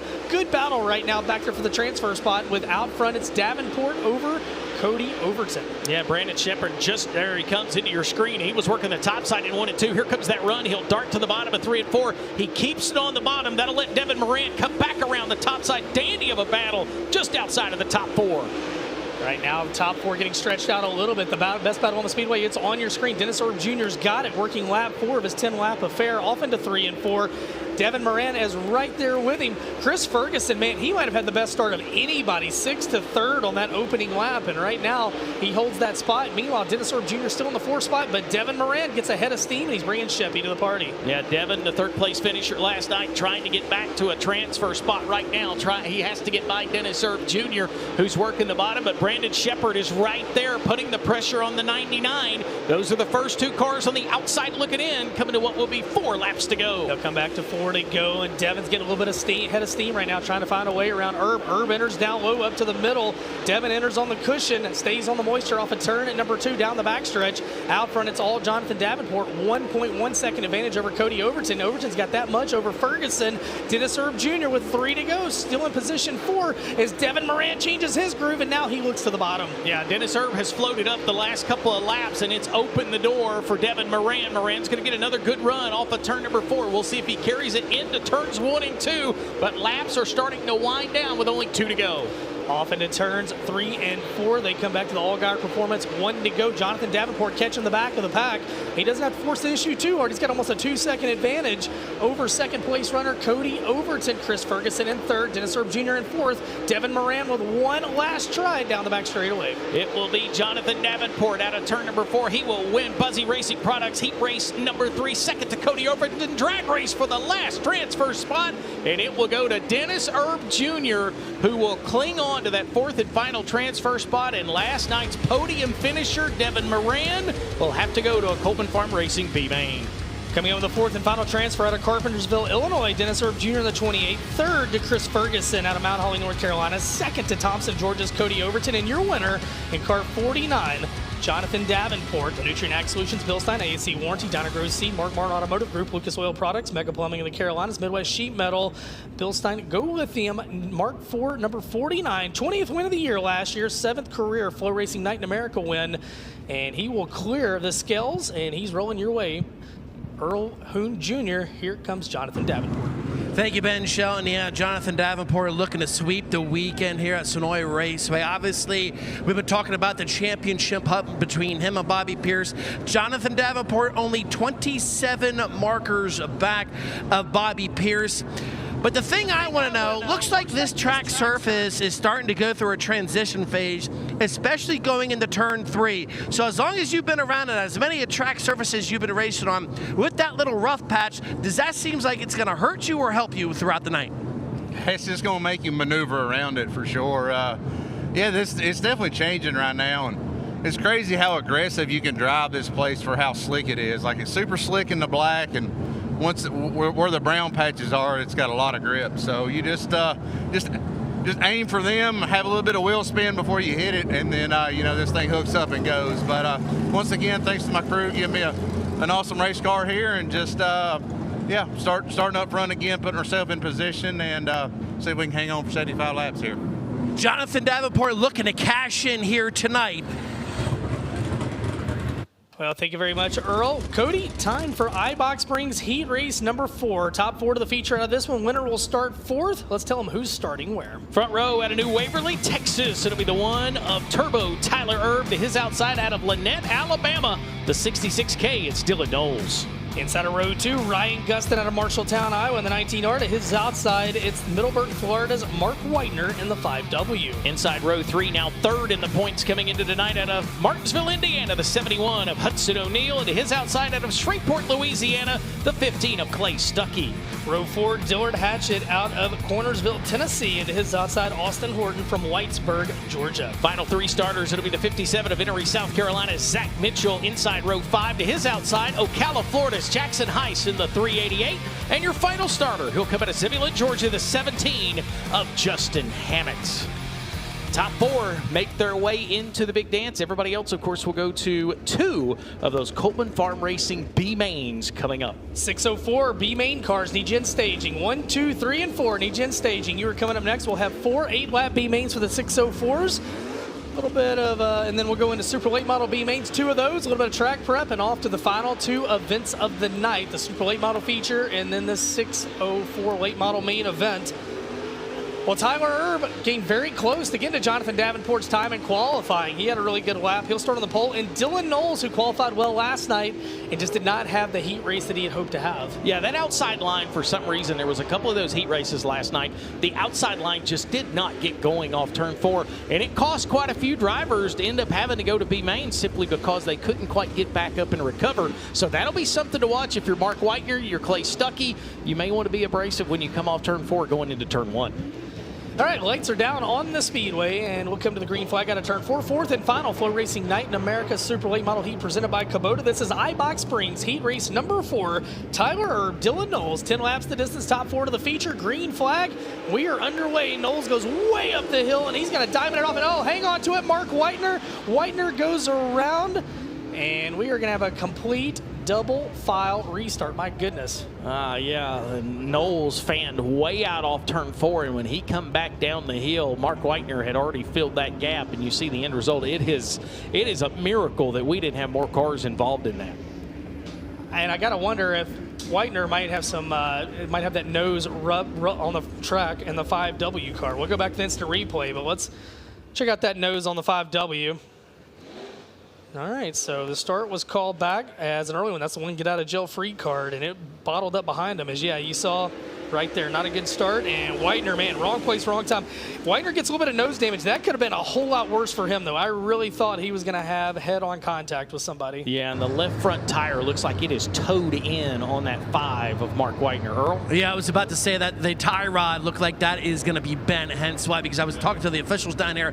He was turning right to go straight down the main straightaway. So, yeah, obviously that's clear signs, indications of a damaged tie rod. And I tell you what, Ryan Gustin, too, got away with that probably better than he probably should have, because Mark Whitener was all into the passenger door of that 19R. Yeah, it looked like that one was going to end bad. Well, lights are down on the speedway. Bad break for the Magic Man, Mark Whitener, 13-time winner, and he's going to find himself marked deep in a B-main lineup tonight.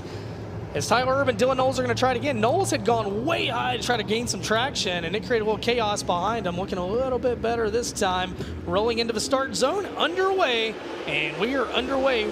Knowles grabbing that traction off into turns 1 and 2. Yeah, Knowles is going to have the lead off of turn number 2. Oh, they're going to call that one back. I would say that's your get-out-of-free card right there. Let's find out. Let's see what we do here.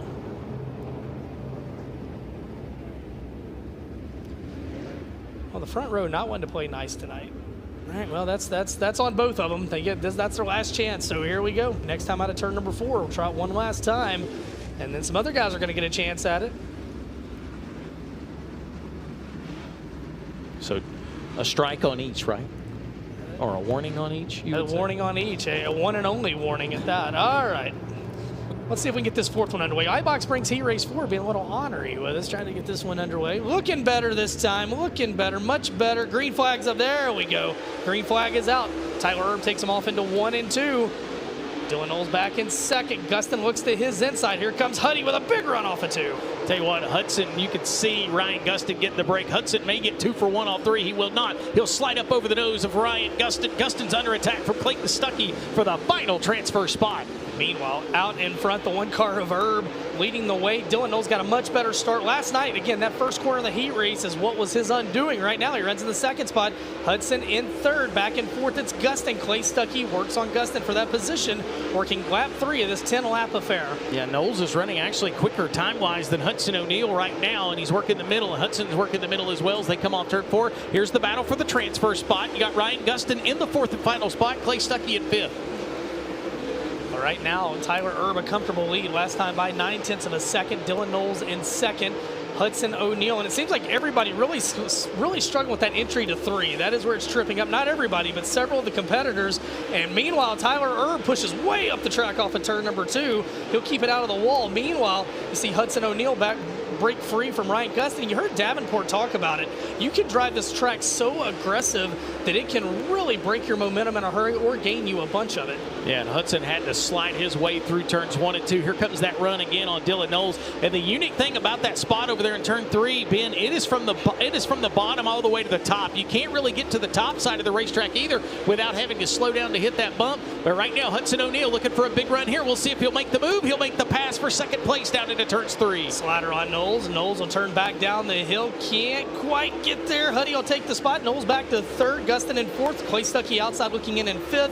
7 laps complete. 3 laps to go in Ibach Springs heat race number 4.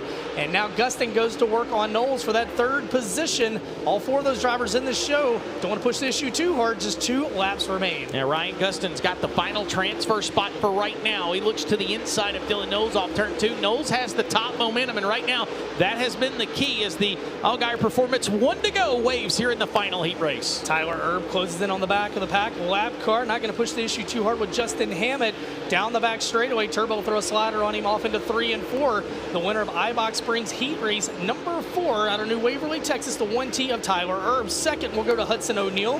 Third to Dylan Knowles. He's into the show along with Ryan Gustin. Meanwhile, Clay Stuckey, Jackson High, Stillard Hatchett, Austin Horton, Zach Mitchell, Justin Hammett, Mark Whitener. Everybody else will head to a B main.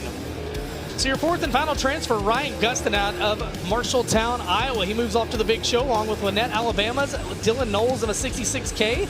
Hudson O'Neal out of Martinsville, Indiana in position 2. And your winner, Tyler Erb, the Best Performance Motorsports number 1T, Langenfelter Mechanical Contractors, First Class Septic, Anthony's Pizza, Sunoco, Roberts Beef Company, Barron's, Kaiser Manufacturing, JRR Trucking, Integra, Curtis & Sons Equipment, Sandy Weld. Everybody on the side of that race car will push Tyler Erb off into the main event where he will start 4th and go after his first ever FloRacing Night in America feature win and his 15th overall win of the year. Earl, turn 3 seems to really be throwing these guys for a curve right now, and that's really seems like what the difference is made between who's able to pull away and who's not.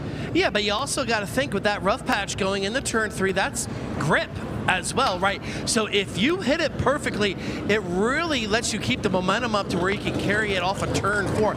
But if you don't hit it right, you get a real bad shove, and unfortunately it pushes you out to the outer wall there in turns number 3 and 4. So Tyler Erb coming up here to the scales. He was able to finish 12th in last night's A main event. As you mentioned, Ben, he's still searching for his first career FloRacing Night in America feature win. And we'll ask him that very question. Tyler, is tonight the night that you can get your first career FloRacing Night A main event?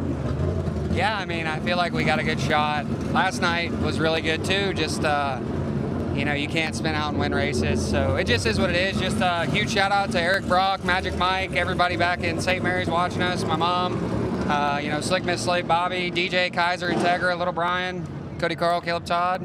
You know, this is 197th race of the year, so if we could win and call it off on this, I'd be happy. Tyler Erb will start outside row number 2.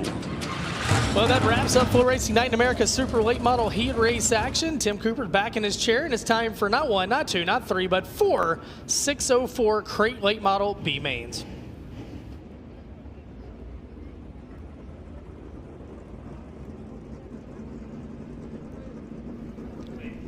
Yep, getting ready for B main number 1 coming up here. Want to give let everybody know the 50-50 girls are running around down there, so get with those 50-50 girls, get those 50-50 tickets. Jackpot last time I saw was it was over $1,000. I can't remember what they sent me, but it's on up there. So last night's winner was $900. So make sure to get those 50-50 tickets. They're running around down there. Be getting that ticket drawn here a little bit later. Draw the winner for that one. As we see our 604 crates rolling out over here, getting ready for this first B feature. We had 60 604 crate late models. The top 16 are locked in. We got 4 B main features. The top 2 are only the ones that are moving on to the feature later on tonight. As we're getting ready there, great shot there of the track from the drone. That's what I like about this place, those yellow walls as we get ready here at the starting lineup. On your front row, the 22S from Senoia, Georgia, Dustin Smith. Starting to his outside, and the number 8 from Valley, Alabama, Braxton Barber. Starting on second row inside, the number 7 from Savannah, Georgia, Jack Kickleitner. To his outside into 7K is from Hampton, Georgia, Matthew Cade. Starting third row inside, the 00 from Colbert, Georgia, Kenny Collins. His outside will be 007 of Nicholas Stiles. 7th starter there, Lamar Haygood in 17H. Got Wesley Scott. In 16, Joshua Bishop, J1, Warren Mobley, 91, and Brad Bessel. Lights are flashing, going green on this first one.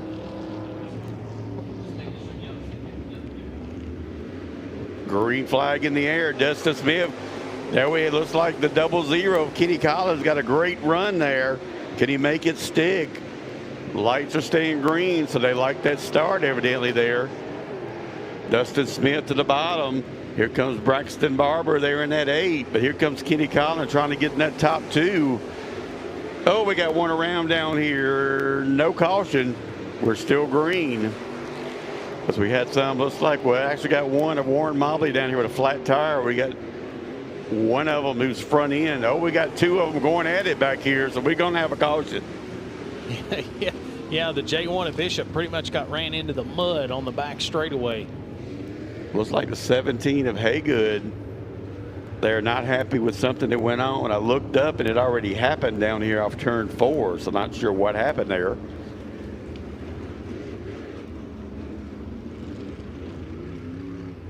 Yeah, and hate that for opening lap of your B main. You're in a good spot, and now you're in the hauler.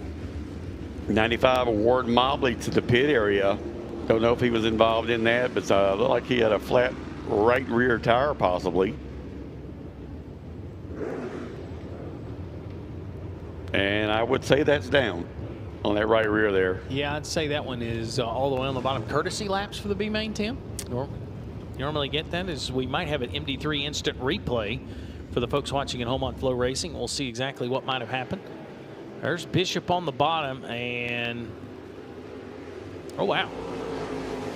Well, you can look at that and kind of figure it out. Looked like J1 Bishop just got in there and the car didn't turn. Yeah, and here's the here's the extracurricular. And what I mean by down in the mud, that would be right there.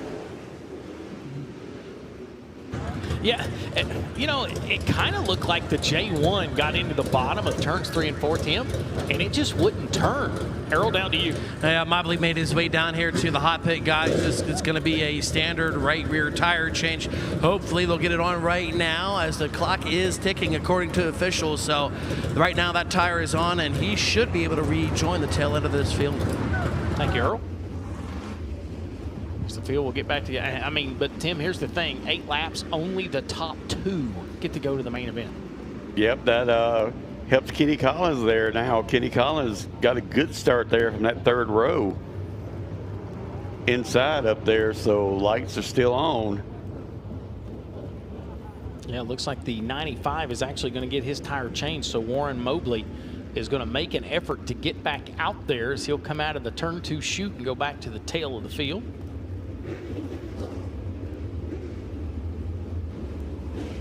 See 1 lap down here.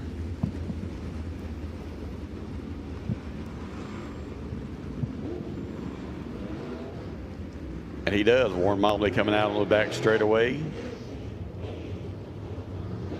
Going to pull up here in turn 3 and let the field go by. Getting behind them, we should be going green on the next lap coming around.